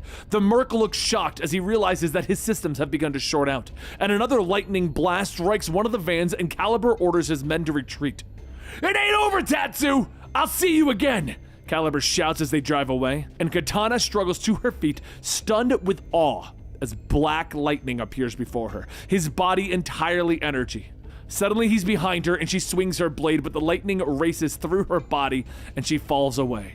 He holds onto her blade, apologizing for the attack. "So it's true. You've been cursed. Only black magic could have done this," Katana says, regarding her old friend. "That's not important now, Tatsu. The Magistrate, they planted someone here with Duke," Jefferson tells her. Katana kneels by her broken sword, the Soul Taker. Black Lightning says that he's wondering if she still had the original. What in the world happened to it? And she doesn't respond to the question, but asks him what happened. Black Lightning looks at himself, stating that it's a really long story. Trying to do the right thing, but everything went wrong. There was some magic involved too and a curse. We'll figure it out after we find Duke. At that moment, there's a flash of light and Black Lightning appears, dropping the current Soul Taker. Katana asks what happened, and soon Black Lightning reappears again, telling her, "Sorry, I'm still getting used to all of this." As they get ready to set out, Katana's communicator rings, and Duke asks if she can hear him. Katana shouts asking if he's okay, and Duke says, for a moment, but something seems a little off. The whole bridge is set up to be a little too easy. Could be just, no, never mind. Tagged the 3 civilians with nano tracers, and 1 is already missing. Just then, one of the civilians comes crashing down, narrowly missing Duke, and Duke asks, "Couldn't wait, huh?" The man kicks, asking if Katana is on the other line. "Tell her that her sweet jetpack left a trail that I can see with my robotic eye." As the man attacks again, Duke jumps over, tagging the man with a small device, stating, "This isn't going to delete anything. It'll just scramble your internal comms and Wi-Fi antennas. This will give us time to regroup." Back with Katana, she tells Black Lightning that they need to go. Duke needs them. But before leaving, Black Lightning tells her to wait. He holds his hands over the broken sword, and suddenly the pieces begin to mend it together as Black Lightning is absorbed. Katana asks what did he do, and Black Lightning whispers that she needs to go. A short while later, Katana meets up with Duke to chase the rogue cyborg that Duke was fighting. But before the two of them are able to catch up, the Magistrate officers speed up behind. The armored vehicle begins to open up as Calibur is on a mounted gun and it pops out. Calibur then tells the cyborg to get the hell out of there, agent. The gunner opens fire, forcing the two of them to jump off their bikes. Then Katana continues running back with the electrically charged Soul Taker. Black Lightning tells her to hang on, and she cleaves the sword through the armored vehicle with a thundering. But as Katana tries to slow down, she stumbles, dropping the sword. She reaches out, and Calibur takes the sword, bending the blade, telling her, "This is goodbye." But as the blade snaps, he is struck with an electrical charge and it electrocutes him.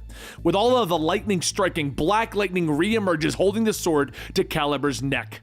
Duke stares, asking how, but Katana asks, "Did you manage to wipe the cyborg's memory?" Duke tells her, "Yeah, but how?" Black Lightning says that it was magic, went up against the wrong magician at the wrong time for the right reason. Duke tells him not to worry, they'll fix it. They'll find a way. And later, as Duke's messages continue to be heard all throughout the city, he makes his way to the border. The Magistrate officers all point their guns, telling him to stop. Come any closer and they'll shoot. And Black Lightning phases out of the sword as Duke tells them, "Fine. Shoot then." Jason's phone buzzes with a mask alert as he sits up in bed, ignoring the woman laying next to him. He pulls on the Red Hood uniform and heads outside. The bike roars down the street, weaving in and out of traffic on the highway. Vigilante turns, aiming his gun, opening fire at Red Hood. But Jason avoids it. He brakes, pulling out his hook and chain, tossing it at Vigilante. The hook snags on the tire, bringing the bike to a sharp stop, throwing the mask to the ground. And later, Jason throws Vigilante hard onto the Magistrate official's desk. "Not bad, Hood," the officer says with a smile as he removes the Vigilante's mask. He orders the soldiers to remove the prisoner, and Jason watches as a body bag is wheeled through the room and the officer smiles. Your partner did it again. This would be much easier if these dummies would stop wearing masks, he notes. And another mask alert sounds, and Jason turns to see a screen that shows another Red Hood stealing from a food truck. Wow, would you look at that? Aren't you a little mad these guys are stealing the look that you stole? Red Hood roars through the city on his bike, dismounting at the food truck, ignoring the cops and the civilians as he looks around the scene.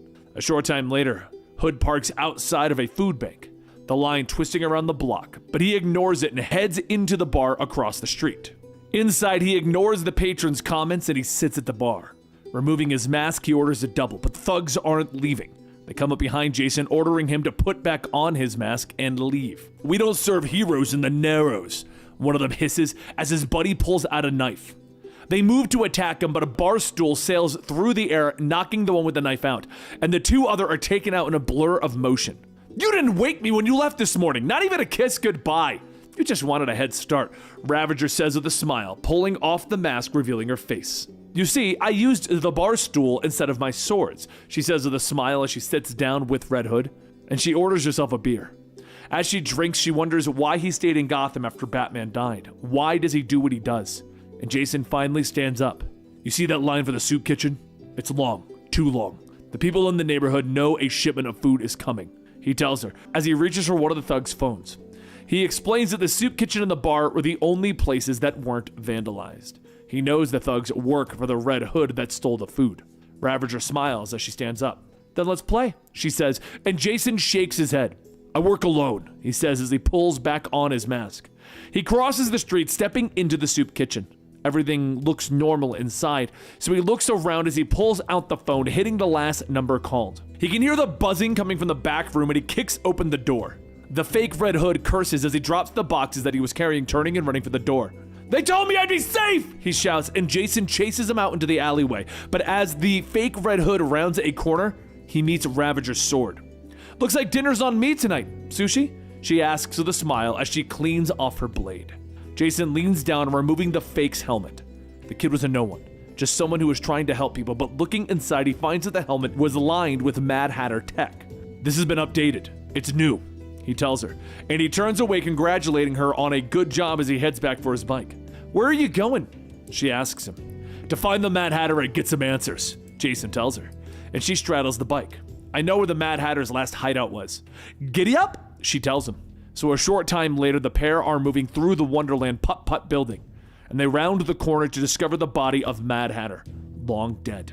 Now, who has their hands on the Hatter tech, Rose wonders, when suddenly Jason's phone begins to beep with another mask alert. He glances at it to see that he is the new alert. "Crap!" Jason curses. Red Hood curses as he looks at the bounty alert on his phone, the alert that's for him. "Why is your head worth so much?" Ravager asks casually. Red Hood doesn't respond, bending down, looking at the corpse of the Mad Hatter. "Every single merc in Gotham is going to be gunning for you now, hun," she continues as she reaches for the sword by her side, but when she turns, Jason is no longer in the room. "Oh, foreplay," Ravager whispers with a smile. Red Hood revs his motorcycle as he drives away from the warehouse, getting on the line with the Magistrate Mask Hunter Dispatch, demanding to know why a mask alert was sent out for him. There's a pause on the other end as the dispatch checks. "Must be an error in the system. I'll flag it."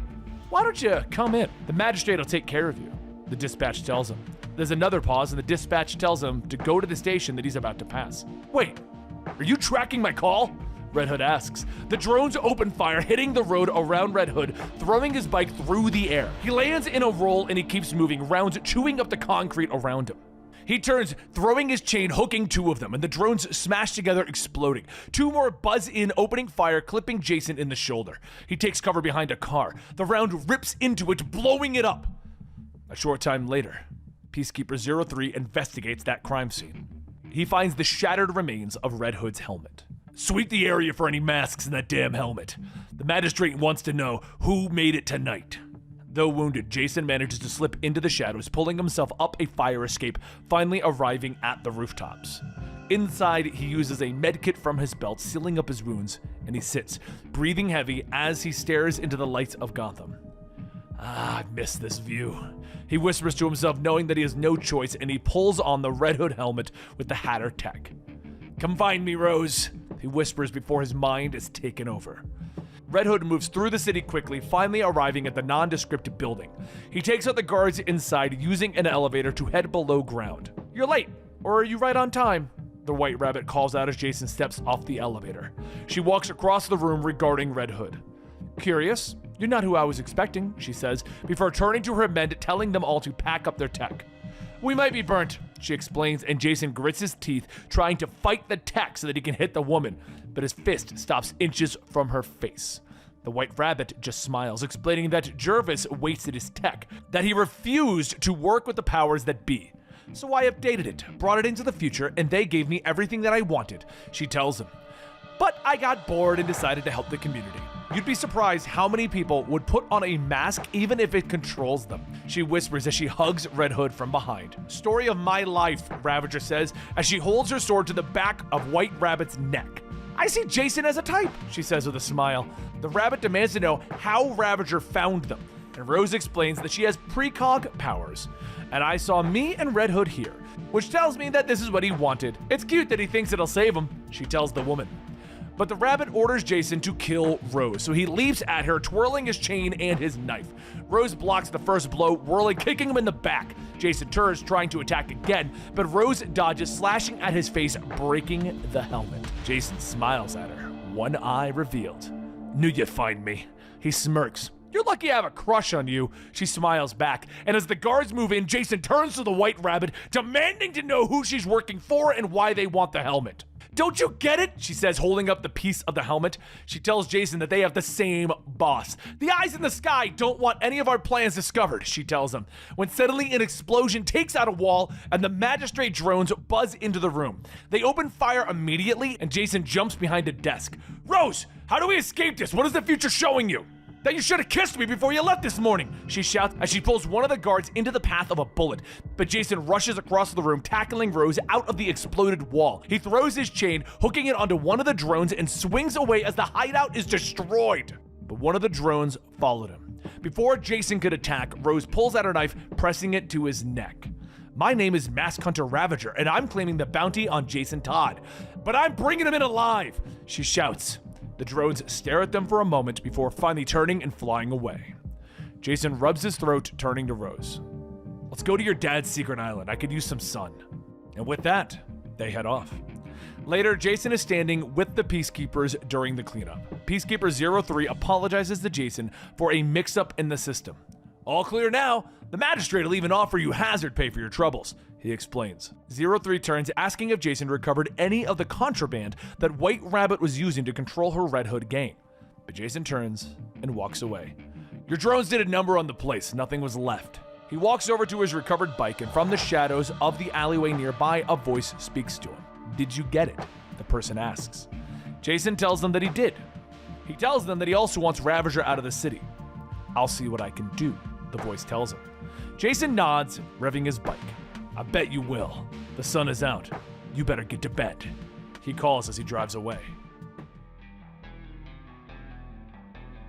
Tim Drake looks down as the rain pours around him. Below him, 3 Magistrate guards discuss the really good air packs and their breathing. Robin continues to watch his camo suit, keeping him hidden from those guards. "Stop all movement! By order of the Magistrate!" the Cyber shouts as it attacks Robin from behind, able to pick out his heat signature. He leaps away, pulling out an EMP grenade from his belt as Cyber gets closer. He throws the grenade, allowing it to detonate against the robot's chest. "What?" he gasps as the robot doesn't fall and continues to move forward. It reaches through the smoke, wrapping its powerful hands around Robin's throat. "Heads up!" a voice calls out as a powerful blast of energy takes off the robot's head. Tim looks up to see Stephanie standing over him, a large laser cannon in her hands. "I was in the neighborhood and saw a little bird in trouble," she tells him. Tim's shock at seeing his old friend passes as he kicks the Cyber off the ledge, letting it plummet to the alleyway below. They both leap after it, and Tim begins to inspect the corpse. "I thought you were sticking to the civilian life," Tim asks as he touches the green goo that has begun to leak from the Cyber. "You're welcome, Robin. It's been a while," Stephanie says as she leans over Tim's shoulder. But Tim looks back at her, pointing out that she was the one who hung up the cape after Bruce was killed. Stephanie just looks at him, and Tim changes the subject, letting her know that a shipment is coming that supposedly makes the Cybers unbeatable. He holds up his hand, and it's covered in a green liquid. "This one is using a prototype of the substance. I wanted to see its effects in action." This guy didn't seem so bad, Tim notes. But Stephanie folds her arms, pointing out that the EMP grenade didn't even slow the machine down, telling Robin that he should have kept his camo active. Tim shakes his head, explaining that he couldn't use the shock absorbers and the camo. You can't do everything on your own, Stephanie finally tells him. And Tim nods, asking her to help him stop the convoy before it reaches Gotham.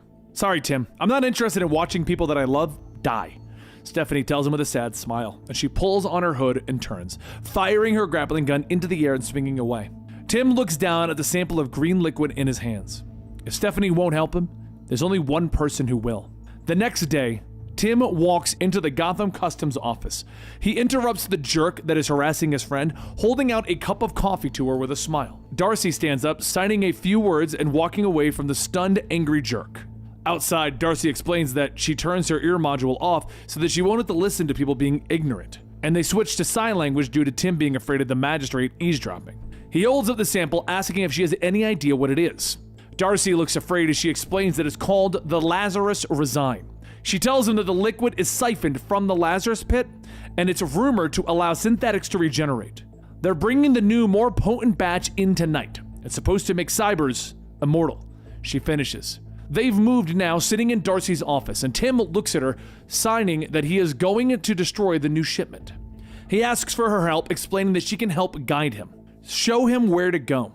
And you're going up there with or without me, aren't you? Yeah, there's no way that I'm letting the stupidest genius I know die up there, she tells him. Later that night, Tim and Darcy fly through the air with a jetpack, Robin telling her to prepare to detach on his mark as they draw closer to the convoy ahead.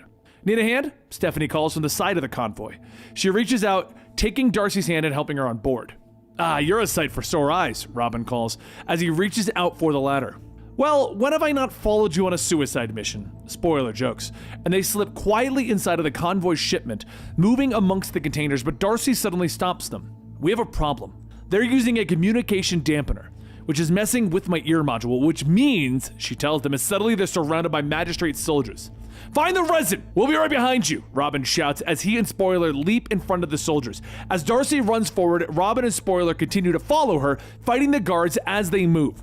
They round the corner to find the container of resin, and a voice suddenly commands them from behind. Halt! It orders. Spoiler, try the cannon, it worked last time! Robin shouts, and Stephanie raises her weapon, firing it into the robot's head, but it keeps coming, not even phased. Robin leaps over the robot's back, attacking the container of resin, allowing it to leak onto the floor. It ends now! You're not hurting my family! Robin shouts, but the cyber moves fast, yanking Robin off of the container, wrapping its hands around his throat. He gasps as it chokes the life out of him, snapping his neck. Turning, it lets his body fall to the ground, dead. The resin continues to leak out, pooling around Tim's body. The resin, it's all over him, Darcy whispers, and suddenly the bones of Tim's body begin to snap back into place and heal. Hell of a round one! Now round two, Tim snarls as he gets up. As the Lazarus resin drips off of Tim's body, he begins to stand up, stating, "This is not how I planned any of this to go. It wouldn't be easy sneaking into a Magistrate convoy, even with Spoiler showing up at the last minute to help him and Darcy. He knew it would be a one-way trip." He starts to stand up as his bones snap and twist. Tim just thought that he'd die from this trip, and that he would stay dead. With a single punch, Tim knocks the head off of the cyber, and Spoiler and Darcy just stare. Tim tells himself as he snaps again. Alright, need to focus. I'm not dead. Spoiler and Darcy are counting on me. My whole family is counting on me. I have to destroy the Lazarus resin before it reaches Gotham. Don't think about the side effects. Don't think about what the Lazarus pit did to Jason. Don't think about how it makes him feel so strong. Strong enough to save the whole damn world. More Magistrate soldiers come running in. 30 of them. Any other day it would have been too much, but right now he can take them all on with one arm tied behind his back. Is this how Jason feels all the time? Spoiler tells Darcy that there's a change in plans. They have to figure out what happened to Robin. Try and use the Magistrate systems to find out any information that they can use while she saves the boy wonder. But Tim doesn't need help. Spoiler thinks he needs it, but he doesn't. And for the first time in a long time, oh, he's got this. Spoiler calls out to Tim, but suddenly everything begins to change, and Tim sees Two-Face? He and Spoiler were fighting him. They'd normally win, but not now. Two-Face tells him that he isn't strong enough. Too green. No way he'd win. And then a shadowy figure appears stating that Two-Face is right. Soon visions of Nightwing and Damian appear, both telling Tim that he can't save Gotham. If he couldn't save them, how would he save the whole city? He isn't Batman. It's all up to him, and he isn't good enough. He'll never be good enough. Meanwhile, Darcy is frantically searching the computer for information regarding the resin, and all she can find is that it's not compatible with human emotions. Darcy calls out to Spoiler, explaining that the resin is not supposed to be compatible with organic life, and Spoiler asks, all right, what do we do now? Because he's definitely tripping out. Darcy signs that Tim wanted to destroy the resin. That's what they're gonna do. Tim looks back at the two of them talking, and a voice asks, why is Spoiler here? She has no interest in watching the ones that she loves dies, and yet here she is. The voice screams and it screams, and Tim shouts that the plan is to listen to him. They need a solution to destroying the resin, something that will dilute the compound. Darcy says that that's it. They have to crash the convoy into the river. The voice returns asking, is that why you brought Darcy? She's always the smart one. You knew that this would happen. You just didn't want to admit it, because it would have meant that you doomed Spoiler and Darcy. As the three make their way to the bridge, Spoiler asks if he's okay. She thought that the voice responds, died. She thought he died. She lived through him dying in front of her so many times, each getting more painful than the last. She knows that he is the reason for her pain, and one of these days, he'll be the final nail in her coffin. Won't he? Tim smiles. Not if I can help it. As they reach the giant metal door, Spoiler asks what is the plan, and Tim begins to pry the doors open with his strength, telling them to take them down. Save Gotham. Inside, Peacekeeper 13 loads his gun. That was quite an impressive show. Thank you for being the guinea pig. We knew someone would come for the resin. As they cut open your dead body, we're gonna see what it does to a human. Peacekeeper 1 will be pleased. The voice tells Tim that he's lying. Is he going to let him speak to him that way? Perhaps he isn't the son of the Bat. Tim yells to Spoiler and Darcy to stay back, and he charges in head first. He begins to take down each of the soldiers, and 13 says that this is magnificent, taking down a highly skilled operative with his bare hands. But as he squeezes on the man's neck, Spoiler tells him to stop. The resin, it's doing something to you, Tim. You're going to kill that foot soldier. That's not what Batman taught you. The voice tells Tim that she is weak, always has been. She doesn't know what you have to do to keep her safe. And Tim shouts, you don't understand! No one ever understood what I had to do! What I have to do! But a Spoiler pleads. The soldier runs up, cuffing her. At that moment, Darcy yells as the shadowy figure grabs her and says, they are all distractions! They always have been! You know the real mission. You have to kill him. It's the only way to be free, Tim. You've always been the most like him. Others doubt. Think that you don't have what it takes to keep the family safe. That you're not strong enough, not smart enough. Tim lunges in, punching the shadowy figure, shouting, I'm not Batman! And 13 falls to the ground, freeing Darcy, but Tim can feel the resin fading, almost like it's scared.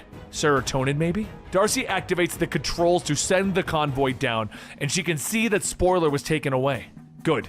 She didn't have to die here. But nothing could kill him, though. He's already dead. As the convoy passes some nearby buildings, Tim grabs Darcy, jumping out the window. He planned this part, calculated it. Trajectory to the building is just enough that he can do one last thing before. Tim throws Darcy onto the ledge, saving her, but ends up plummeting to the depths below. Tim tells Bruce that he's coming. But before he could finish that thought, he slams into the water. Darcy calls out to him, fearing the worst, but at the last moment, a hand reaches out of the water. The Gotham train station. The guards continue to yell over the loudspeaker, ordering the children to board the trains and leave everything they own behind. Selena stands nearby, watching as the kids board. The captain of the guard stands with Miss Canaris as the children board, and he smiles, explaining that the Magistrate will bring order to Gotham City, and that the White Port Reformatory will help teach the children to work towards the common good of Gotham. Suddenly, a man breaks from the crowd, yelling about how the Magistrate are fascists, and that they wouldn't dare do this if Batman was still alive. The guards move quickly. They beat the man until he falls, blood pooling beneath him. As Selena watches, she raises her hand and she makes a gesture.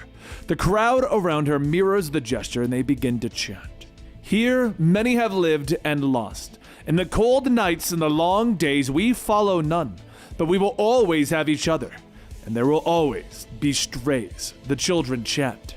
The guards raise their weapons, ordering the children to stop and board the train.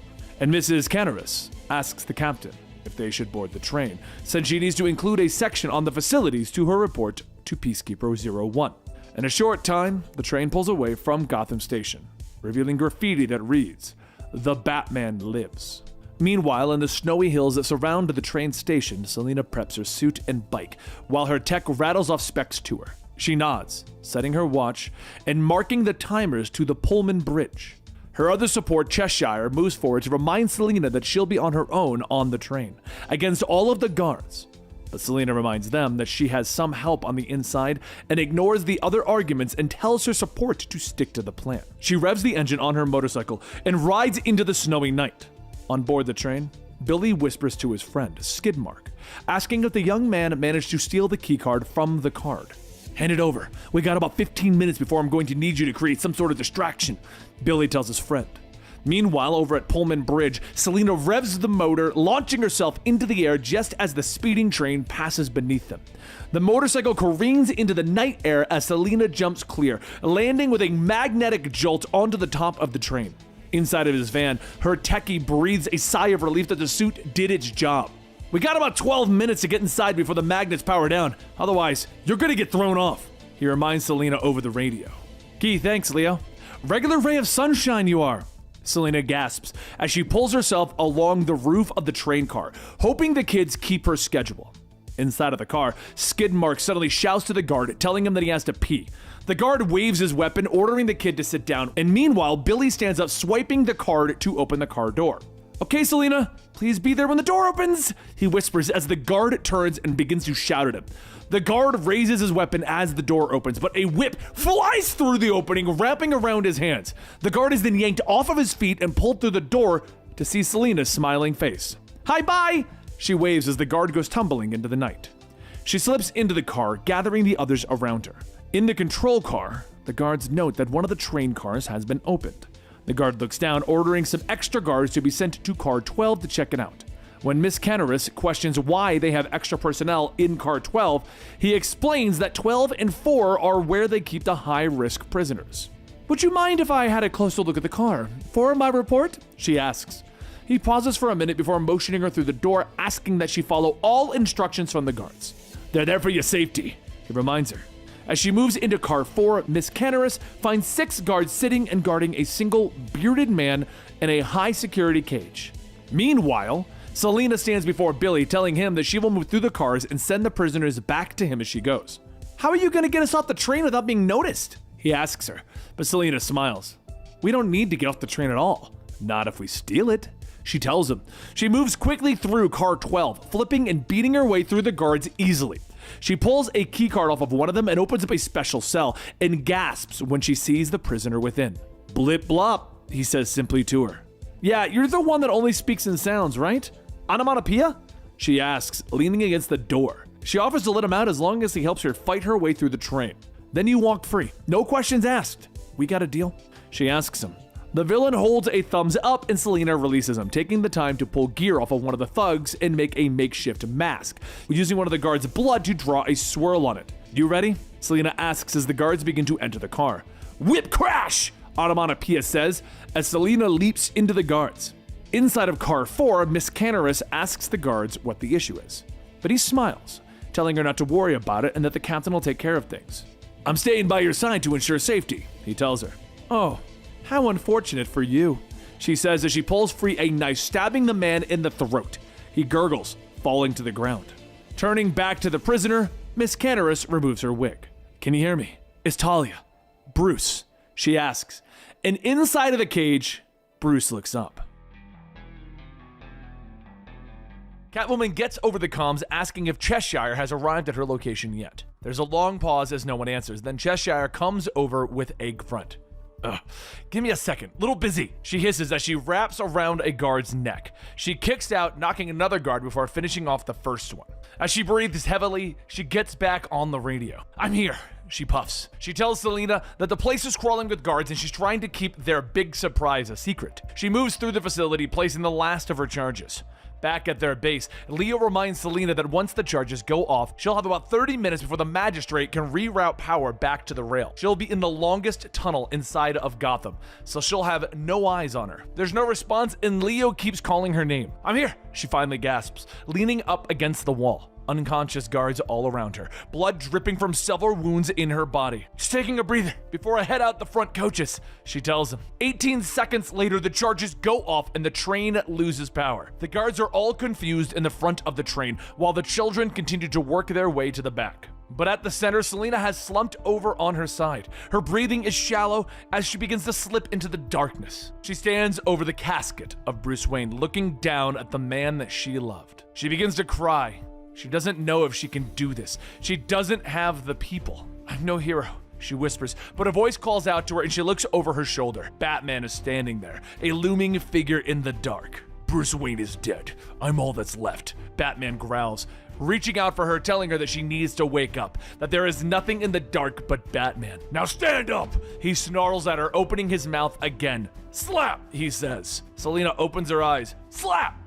Slap!" Onomatopoeia says as he rears back to hit her again, but Selina snatches his wrist. "Touch me again and I'll tear your arm off," she snaps at him. The villain leans back, holding up his hand, pointing to the gas that is leaking into the car. Outside, the guard captain checks his readings, nodding as the men continue to pump the sedative into the car. "Give it a few minutes and then go pick them up once they've hit the floor," he orders the soldiers. However, in the control center in the front of the train, the technicians look up to see the black cloak in the doorway. Bruce Wayne rushes in, sweeping through the guards before they can even get their weapons up. "Okay, we're on a short window here, Bruce. No time for your idealism." Talia reminds the man as she moves to a computer and reminds him that the resistance is waiting for them on the other side of the tunnel. "I don't care who's waiting or how long we've got, Talia. No killing!" Bruce reminds her sharply as he knocks down the last of the guards. "Thought there'd be more guards," Bruce notes, and Talia nods as she checks the computers, telling him that the rest of the guards are dealing with a disturbance in the back of the train. Bruce checks one of the screens, shocked to see a wounded Catwoman trapped in the car. Inside that car, Selina gets on the line with Leo, ordering the techie to overload the magnets in her suit to short-circuit the door. "That's brilliant, but it's likely to do just as much damage to your hand," he warns her. "Do it. It's what he would have done," Selina tells her friend. Boom, Onomatopoeia whispers, and the doors explode outward, scattering the soldiers on the other side. And as they stagger to their feet, they shout a curse as Catwoman comes flying through the door. She whirls amongst them, attacking with her whip, kicking the soldiers away. And she slashes another in the face, making her way to the captain of the train. But one of the soldiers cracks her in the back of the head with a pistol, knocking her down. The others kick her, finally pinning her down. "You really should recognize when you're beaten, Selina." The captain smiles at her, and he looks down, telling her that it would have been better for her to stay in the car and just slipped quietly to sleep. He pulls out a pistol, putting it against her forehead. "Any last words?" And Selina looks behind her, her eyes widening, and she looks up at the captain. "Yeah, Batman lives," she snaps, and Bruce cracks the captain in the back of the head, dropping him to the ground. And in moments, the rest of the guards are defeated. Selina looks back at Bruce in shock. "Looks like bats have more than one life too," he tells her with a smile, and she slaps him in the face before finally moving in for that kiss. "You're hurt." "Well, you're dead." Talia looks out the door, reminding him that they need to get off the train. "You really ought to rethink your +1 if you're going to crash my party," Selina tells him. "You're not doing so great yourself," Bruce notes as he motions to Onomatopoeia. Bruce quickly fills Selina in on what happened, but Talia once again tells them that they need to get off the train. Selina nods, telling Bruce about the kids in the rear of the train and how she needs to decouple it. He helps her get to the rear of the train, telling her that there's an emergency decoupler. "You're not coming with me, are you?" she asks, and Bruce shakes his head. "They're all gonna come after me, Cat. If I come with you, you'll be running the whole time. This way, they'll think I engineered the escape. I'll make sure of that. No one's going to miss 2 coaches when Batman blows up a train." The trains begin to separate. "When it's done, Bat, how do I find you?" And Bruce smiles at her as he drifts away. "Just steal something important, Cat." The children cheer as they drift away. They manage to steal the train, getting everyone to safety. Left alone, Onomatopoeia slips into the darkness. The rest of the train is destroyed with the captain of the guard chained to the wreckage. And next to him, graffiti has been left for everyone to see. Batman lives!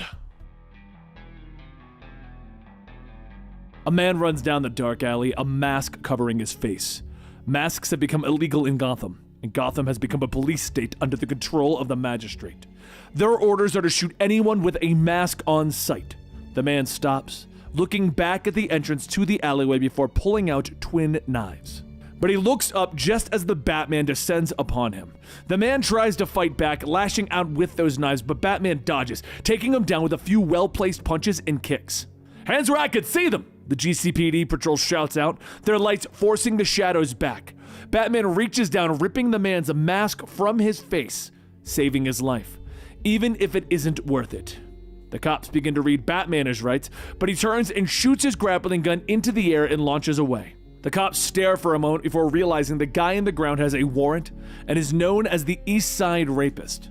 Forget Batman. Let's take this skell in and take our promotions. Crouching on the gargoyle, Batman stares out onto his city. He knows that he shouldn't be tangling with the police, and he knows what the real Batman would do. Nah, check that. I'm the real Batman, he thinks to himself, leaping into the night air, prepared to protect his city. The next morning, Luke Fox comes down the stairs of his family's residence, his mother looking up, questioning why he's up so late, and wondering if he's going to work. "Yeah, I just had a late night," he tells her, steering away from the questions. She nods, telling him to go visit his sister in the hospital today. Luke responds by telling her that he will, and he walks out of the room. Meanwhile, at Little Santa Prisca, the leader of the Banelitos stands in front of two young boys, telling them that the world doesn't care about them. "Except us. We care. We're your family. So the question is, do you want to be a family?" he asks them. The older brother nods, asking what do they have to do. "Nothing. Just man up and blood in," the leader says, handing the older brother a pistol. Can we talk about this?" the younger brother asks, and one of the gang members tries to argue, but the leader cuts him off. "Hey, they're brothers. Let them talk if they want to." The two brothers begin to argue, but the older brother explains that they need to get into the gang for protection. "You're my little bro. You gotta trust me, okay?" And the younger brother nods. "See? Told you, we're familia. All you gotta do now is take a mask and be somebody," the leader tells them with a smile. He pulls out two Bane masks from his pocket and hands them over. Meanwhile, over at the hospital, Luke Fox opens up the door to his sister's room.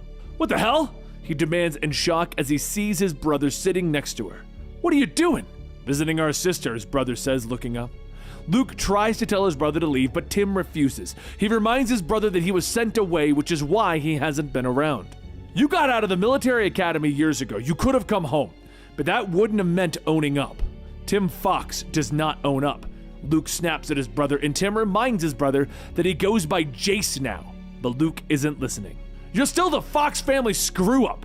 You have no idea what you did to the rest of us, and you have no idea what you did to Tam. You weren't here for her back in the day, so don't come around acting like you're here for her now." Jace shakes his head and he walks out the door. "Good to see you too, bro." That night, the pair of Banelitos drive the two young brothers around looking for a member of the Hypes to kill. When finally they see one and the driver points the vehicle towards them. "Get your masks on and get ready," they order the young brothers. The boys pull on their masks and roll down the window, and the older brother lifts the pistol, aiming down the sights. "No!" the younger brother shouts as he reaches for the gun, but the pistol goes off and the shot goes wide, striking the wall next to the Hype soldier. The Banelitos begin to drive away as the soldier pulls out his own weapon. "He ain't nothing! Turn the car around and run him down!" The car roars in a turn, headlights illuminating the Hype soldier as he opens fire, and Batman is suddenly there, knocking the soldier out of the way of the speeding vehicle. "Saved my life," the soldier gasps. "Do something with it!"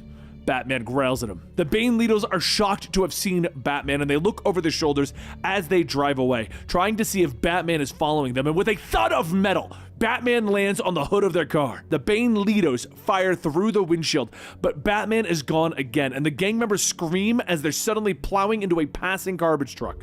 The two brothers run as Batman descends on the gang members once more. "Grab the gun! Run, Eddie!" The older brother screams, and Batman drops the Banelitos with two well-placed punches. He grabs one, demanding to know where the kids are from and where they're going. He knows that the Peacekeepers will kill them. "Man, I don't care about them punks. Let the cops smoke their hides," the Banelitos smiles. "Do me a favor. Stay here!" Batman snarls as he knocks the man out with one punch.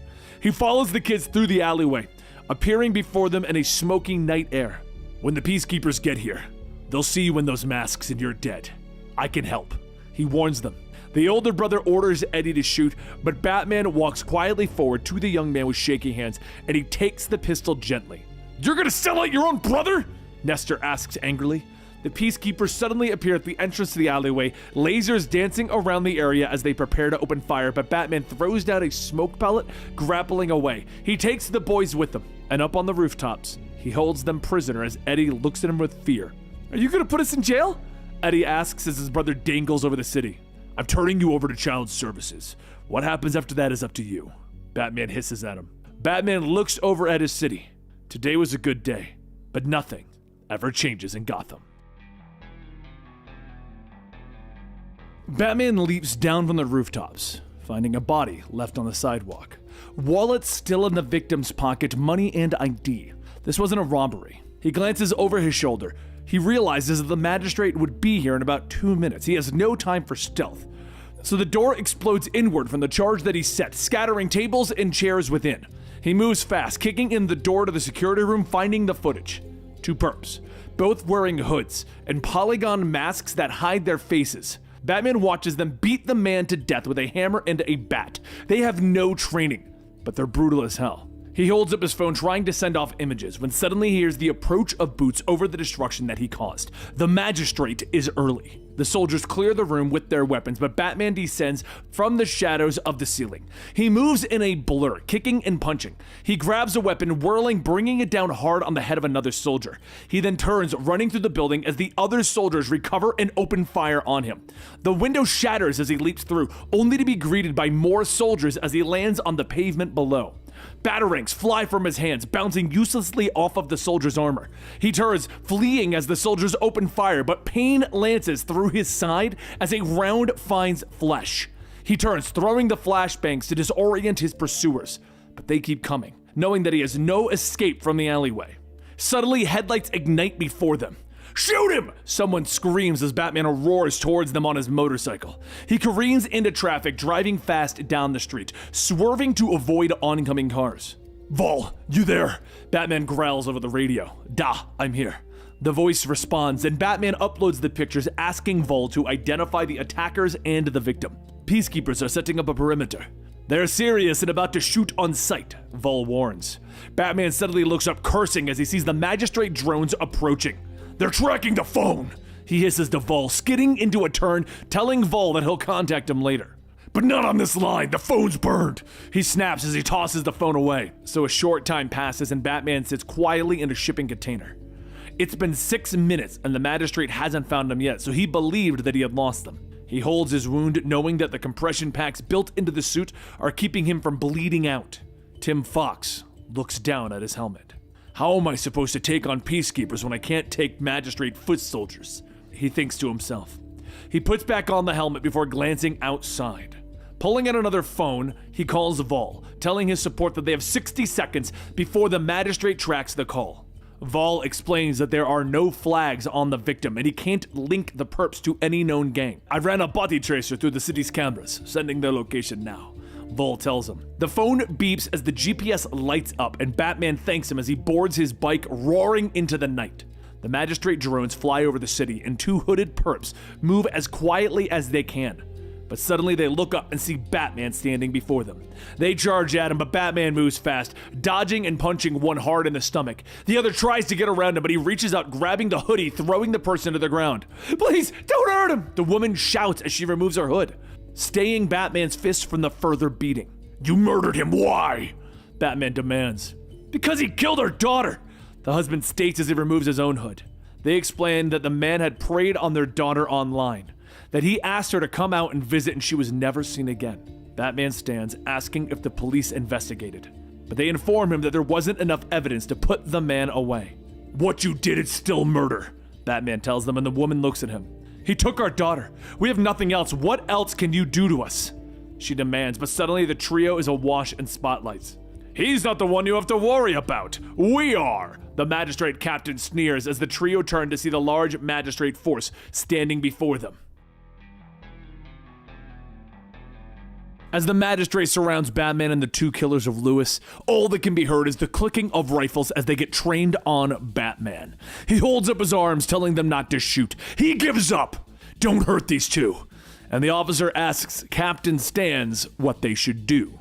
Stans says to shoot them all, and as everyone moves in, Batman tosses 2 EMP grenades into the air, causing the drones to start firing aimlessly into the crowd of Magistrate officers. During the confusion, Batman leaps up, bashing one of the robotic cybers, and rips its arm off, shooting another. Soon the smoke begins to fill the alleyway, and Stans yells to rally up and get eyes on Batman. He throws several small devices that latch onto the officers and shock them all seconds later. Stans then opens fire, but Batman rushes in, punching him in the gut, then uppercutting Stans, launching him into the air. With the smoke fully covering the alleyway, Batman pulls the couple out when a drone locks onto their position. Before being able to get on the motorcycle to escape, the drone fires a missile, blowing at the bike and quickly circling around him. Batman reaches for one thing, not in his utility belt: a rock. He hurls that rock at the drone's sensor, sending it to the ground, allowing Batman and the couple to escape. And a short while later, back at the command center, Peacekeeper 01 asks Stans what does he not understand about shoot on sight. He is a private cop paid to kill the Batman. 2 cybers, 2 drones, 8 men, and he couldn't even do that. Now, get your team ready and redeploy. Now! And don't come back until you're wearing the Batman's cape like it's a blood-soaked robe! Stans walks out of the control room, and a few of his officers ask what are they going to do. Stans tells them that they're going back on patrol and they will capture all 3 perps, but he is going to be the one to put a bullet in the Batman. Meanwhile, over at the abandoned church, the wife of the couple asks what they're doing here. Why is Batman helping them? Batman says that they wanted to know if he believes in justice. Well, he does. They deserve a trial, not an execution. But would either of them have any medical expertise? The wife asks why, and Batman explains that once he removes the plate in his armor, I'm going to bleed out. Just take this flare. When I've removed the plate, light it and press it into the wound. The husband asks, isn't that going to hurt? And Batman tells him, it's going to hurt like hell, but it's that or bleed out. After taking a few deep breaths, Batman lifts the plate to show the gunshot wound from before, as the wife presses the flare down to cauterize it. Once he's done screaming in pain from the flare itself, Batman covers the wound, telling the 2 of them to be ready in 5. They're moving out. Meanwhile, over at the Fox residence, Tiffany overhears her mother and father discussing the peacekeepers as well as the magistrate. Tiffany asks Talia if she heard that right. Both of them are cool with private cops that can shoot on sight after everything that they've been told. Talia says that this is different. Justice doesn't wear a mask or a hood, and justice is never a vigilante. Never! As Talia leaves, Tiffany goes to see Luke in the garage and says that she needs to talk. Luke swings at the punching bag and asks what's up. She asks directly, are you Batman? Because if you are, you better knock it off. It's killing Mom and Dad. Luke tells her that their parents blame the masks for what happened to Tam. Dad never fully recovered from what Punchline did to him. And Tim. Tiffany says, Jace. And Luke looks back. Whatever he calls himself, he isn't helping at all. Tiffany says that she's just worried. She doesn't know how she's supposed to feel about Batman. Luke looks at her and says that he's been behind the mask before. Anybody who's willing to go out at night and deal with the nonsense that Gotham serves up, they're good people. Back at the church, Batman gets ready to leave and he calls Detective Chubb, stating that he needs to talk to her. She laughs, stating that that's funny, because she needs to arrest him. He ignores the comment, stating that there was a murder tonight, and he has the 2 who did it. They deserve a trial. Chubb sighs, stating that she'll be at City Hall, and if he can get them there, she'll take them into custody. Batman says that he needs 1 hour, and Chubb tells him that that is all that he gets. And she can't promise that she won't shoot him either. So as Batman hangs up, he breaks the burner phone, telling the 2 of them that they're going to meet with. But before he could finish, the husband grabs a broken stick, cracking Batman right where his wound is. The wife shouts, asking what is he doing, and she tries to get him to stop, but the husband pushes her off, stating, he is not taking us to them. He then grabs one of the loose cables on the ground and wraps it around Batman's neck, stating, we might end up getting caught, but maybe they'll cut us some slack for killing Batman.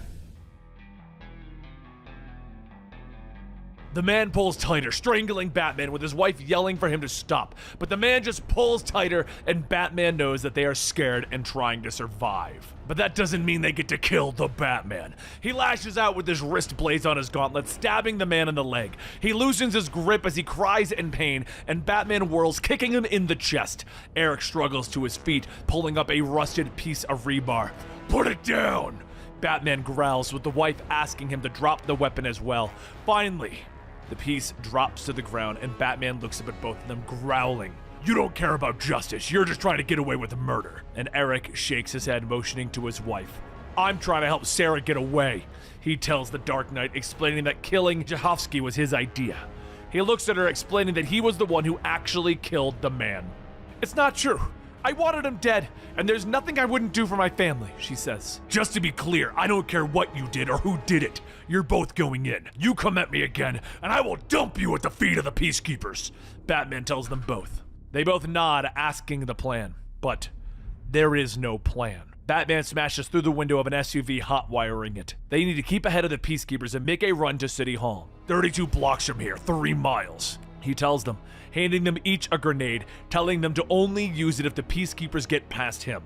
You trust me with this? Eric asks him, and Batman stares for a moment. No, but I trust you'll protect Sarah, he says finally. They start moving, the SUV swerving around all of the Gotham traffic. It doesn't take long for the Peacekeepers to show up.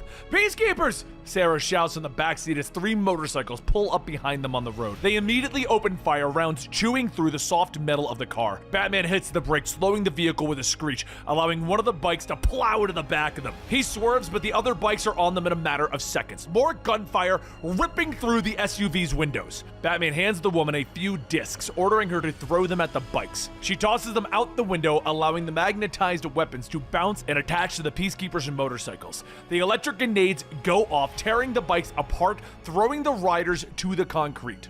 Eric and Sarah look at the sky, but none of the Peacekeeper drones are in sight, and Batman nods, knowing that the Peacekeepers want to take them in person. If we're fighting people, I have to hold back.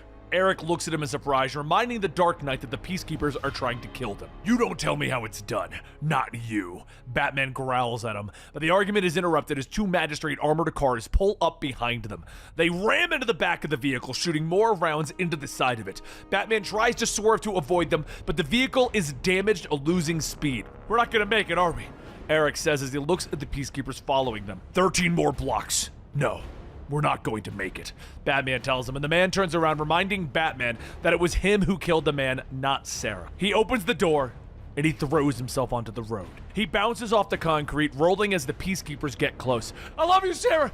I love you always, Eric whispers as he pulls out the grenade that Batman gave him. The explosive detonates, destroying the 2 armored cars as they pull closer, and Batman looks back at the road, swerving out of the way of a woman in front of them. They scrape against the other cars, finally coming to a stop, and Batman and Sarah get out, prepared to run the rest of the way. What the hell? Talia Fox whispers as she watches Batman from her car. She gets out. Everything that she is trying to do is being ruined by this new Batman, and she pulls her gun, ordering him to stop. Jace pushes Sarah behind him, staring at his approaching mother. He has no choice. She doesn't know who he is, and he needs to stop her. He throws the battering, hitting his own mother in the shoulder. Just wounded, she'll be okay, he tells Sarah, and a voice yells from behind them as the Peacekeeper captain steps from the wreckage, a knife in his hand. You don't care a thing about innocent people, and you wonder why people want you dead? The captain snaps. The fight lasted only a few seconds. The captain was good, but Batman, he's better. He blocked every blow, whirling and striking the captain with his feet and fists. He twisted the blade, stabbing it into the man's shoulder. And as that captain falls, Batman continues to bring his fist down on him again and again and again. Blood splatters on the ground until finally Sarah stops him. Enough for one night. Leave him! They keep running, finally arriving at the city hall. And they appear from the shadows, startling the waiting detectives. I got your suspect, Batman growls at them. Thought you said that there were 2 of them. One notes, and Batman tells him, the other one didn't make it. And I ask that you look into Lou Jahovsky in connection to the little girl's murder. I didn't think that you'd survive the night, Detective Chubbs notes as her partner leads Sarah away. Are you surprised or disappointed? Batman asks, and Chubbs looks at him, asking if his armor is bulletproof. Before he can answer, the cop pulls her pistol, shooting Batman in the chest. She walks over, staring at this Batman as he struggles to stand. Sorry. By the laws, when Montoya asked, I did my job. In the future, take it easy with my phone number, she tells him. Batman nods as he rubs his chest. Later, Jace heads to the hospital to check on his mother, and as usual, Luke is on his case, noting that Tim either looks like he's on drugs or is drunk. But Lucius tells his oldest son to stop, ordering Jace to go in and see his mother. Tim sits next to his mother, who tells him that Batman tried to kill her.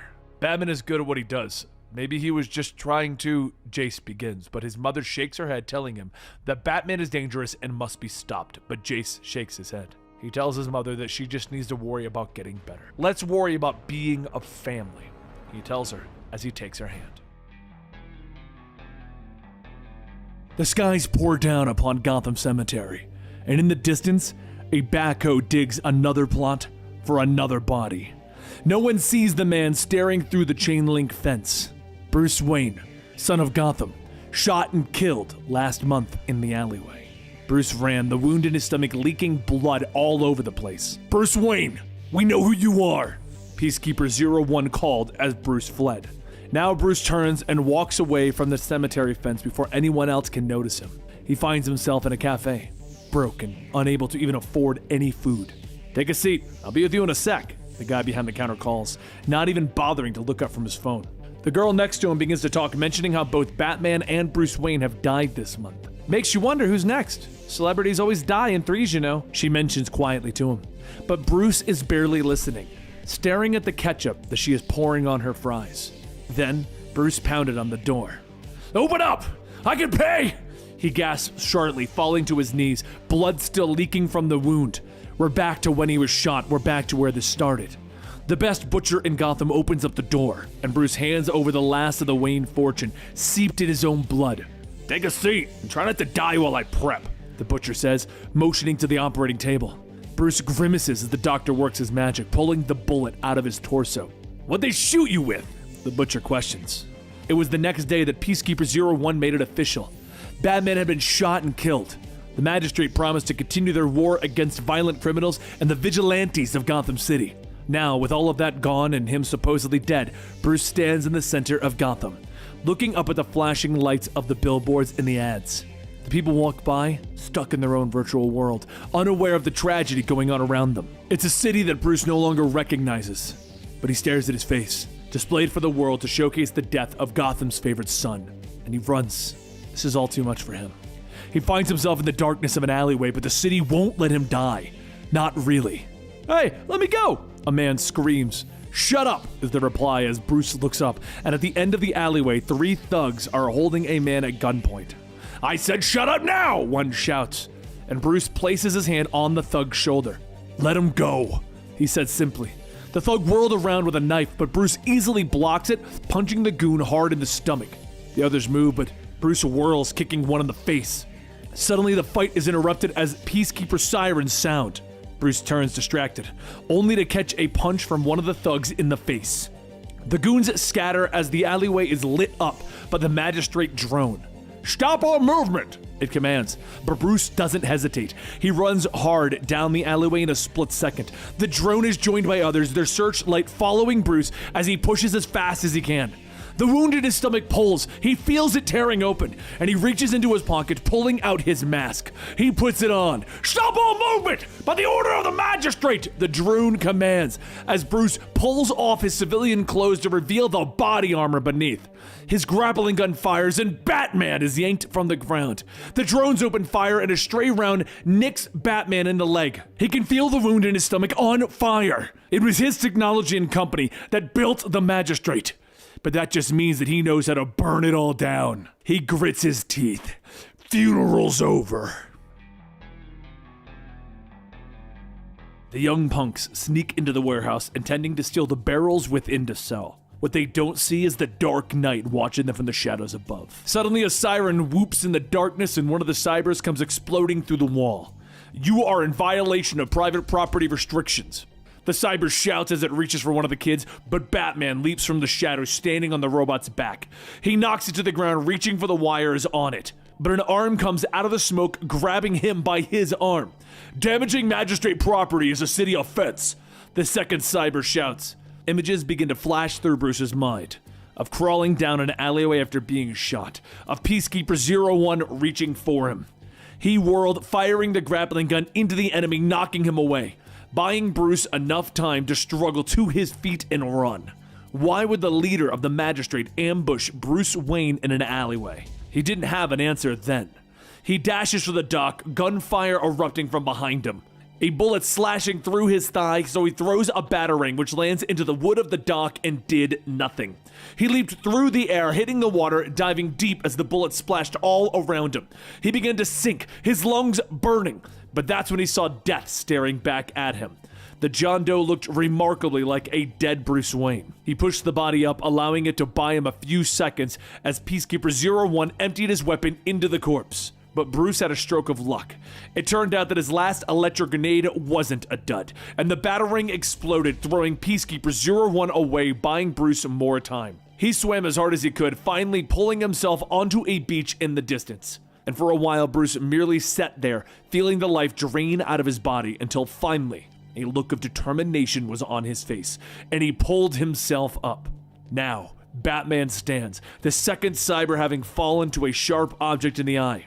He drags the robot away, ripping off the arm, storing it in his backpack, and quickly, he changes to his tactical gear, making his way through the city. Since his death, Bruce has had to relocate, something significantly cheaper than Wayne Manor. He steps into the small house and hears the cocking of a gun from the next room. He calls out to his roommate, Noah. "It's Jeff, remember, your roommate?" Bruce calls, and Noah steps into the room holding an old rifle. "You got a cell phone?" "No cell phones," Noah orders him. And Noah puts the rifle away, telling Bruce that they don't drink the tap water anymore. The aliens are putting mind control chemicals in it. The door opens and Noah's daughter walks in with several bottles of water. Bruce greets her before heading down into the bunker, which has been converted into a room for him. He pulls out the cyber arm, going through it, looking at his theory board. The equipment of the Magistrate seems to come from 3 companies. Bruce pulls on his tactical gear. He knows what's next. He has to follow the money. Bruce rolls through the city, heading into the Plexi Tech Corporation. It's one of the 3 companies that provides goods to the Magistrate, all of which didn't exist before the Joker War. He slips over the wall of the factory, moving through the shadows until suddenly he stops. Something is moving. Something small is buzzing around, and it seems to be scanning. Batman reaches for his hand, grabbing a small robot just as the alarms begin to blare. He starts to run as the Magistrate drones begin to close in on him, and he revs the motorcycle's engines, racing through the city streets when suddenly the drones finally catch up to him. They find that the bike has been abandoned, and back in the bunker, Bruce studies the small robot. It seems to be some sort of micro-surveillance drone.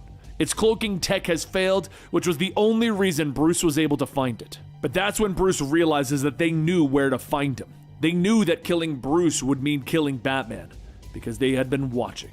The Magistrate had eyes all over the city, observing everyone without their knowledge. Suddenly he hears a smash upstairs, and Noah is shouting about how they're always watching.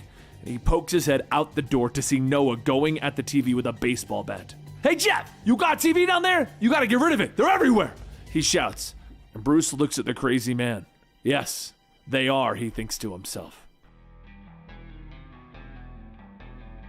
Carl Bennington, Plexitech CEO, is a terrible golfer, but he is the organizer of many charity golf tournaments. He once played a Bennington tournament. It was his game, his rules. And really, the only rule was, for Carl, that there were no rules. Now Carl Bennington is dead, shot in his own home playing his own game. The Magistrate announced the murder was suspected to be connected to the vigilante activity. Of course, actual vigilantes would have every reason to kill a corporate tick like Bennington, but why this corporate tick? Possibly had something to do with CB Enterprises, which is a flimsy shell company Bennington set up to expand his market. CB Enterprises was working foreign markets, selling cutting-edge technological advances in surveillance. Plexitech is one of the 2 companies that were in the process of developing and manufacturing the Magistrate's next level of law and order surveillance. Micro-surveillance by cloaked nano drones. Most people are used to the idea of being watched, but what level of surveillance are you into when you need to murder a man to keep it a secret? That's why tonight it's time to do a little fly fishing. But that's the problem with these new drones. You can catch them, but they have a tendency to explode if they are obstructed. Thankfully though, there are enough of them that after a few tries, one would perfect the art of them not detonating. Just need to not get caught by the others in the process. Bruce swings his grappling hook and starts to make his way to the grounds, landing on one of the drones in the process. But as one follows, it is destroyed and Bruce looks back asking who's there. Batman walks away telling him, "We both know who." Now who are you? Bruce gets up, seeing that now someone else is in his original suit, and tells him that he's busy. And Batman tells him, whatever you're busy with, it's not safe. As the two walk their separate ways, Batman says, make sure to stay home tonight. And Bruce scoffs, telling him, I pretty much invented that line. Now that that's over with, it's time to see what information is kept on these drones. And that's it. It's everyone. All the time. 24-hour surveillance in the streets, in people's homes, blowing past an invasion of privacy laws to full Panopticon. And 26 minutes before the public police reports estimated time of death of Bennington, peacekeepers. If this was peacekeepers, then this job goes to the top of the Magistrate, like Gotham's shining new force of justice. Assassins. Does the Magistrate want the tech from these companies? Is that why Carl Bennington and Bruce Wayne had to die? So that others couldn't get it? Now as Bruce tries to wrap his head around that, he overhears Noah's daughter Hannah telling him to get off the roof before he falls and hurts himself. Noah yells that he has the damn right to protect himself from alien signals. We need this signal interrupter, Hannah. Hannah sighs, telling him that aliens are both rare and very busy. They're not watching him, okay? But Noah yells, I hear something! As he finally comes down and looks back inside, Hannah sees Bruce asking what is he doing. Did he help him put that stupid thing up there? And Bruce says that he was going to take it down. But what's the harm in it being up? Hannah says, does he want to live next to the beeping house?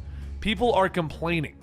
And you know what the problem is? It's guys like him and her father who just sit around and talk about all the wrong of the world without doing anything to actually fix it. So next time, instead of talking about strange noises and alien signals with her dad, he could try to help him not die by keeping him off the roof.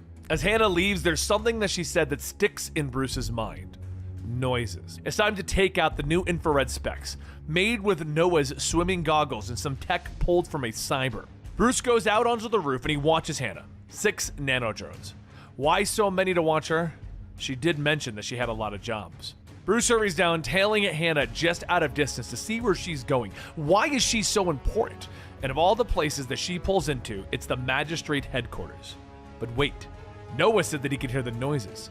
What he heard wasn't aliens. It was the sound of 1,000 eyes in the sky, watching them, watching him. What danger did he just walk these two into?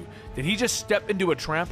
Either way, no one can hide. Bruce rushes back inside and begins to bash the nanodrones with a bat, stating that they know everything. They know who he is, and they're coming.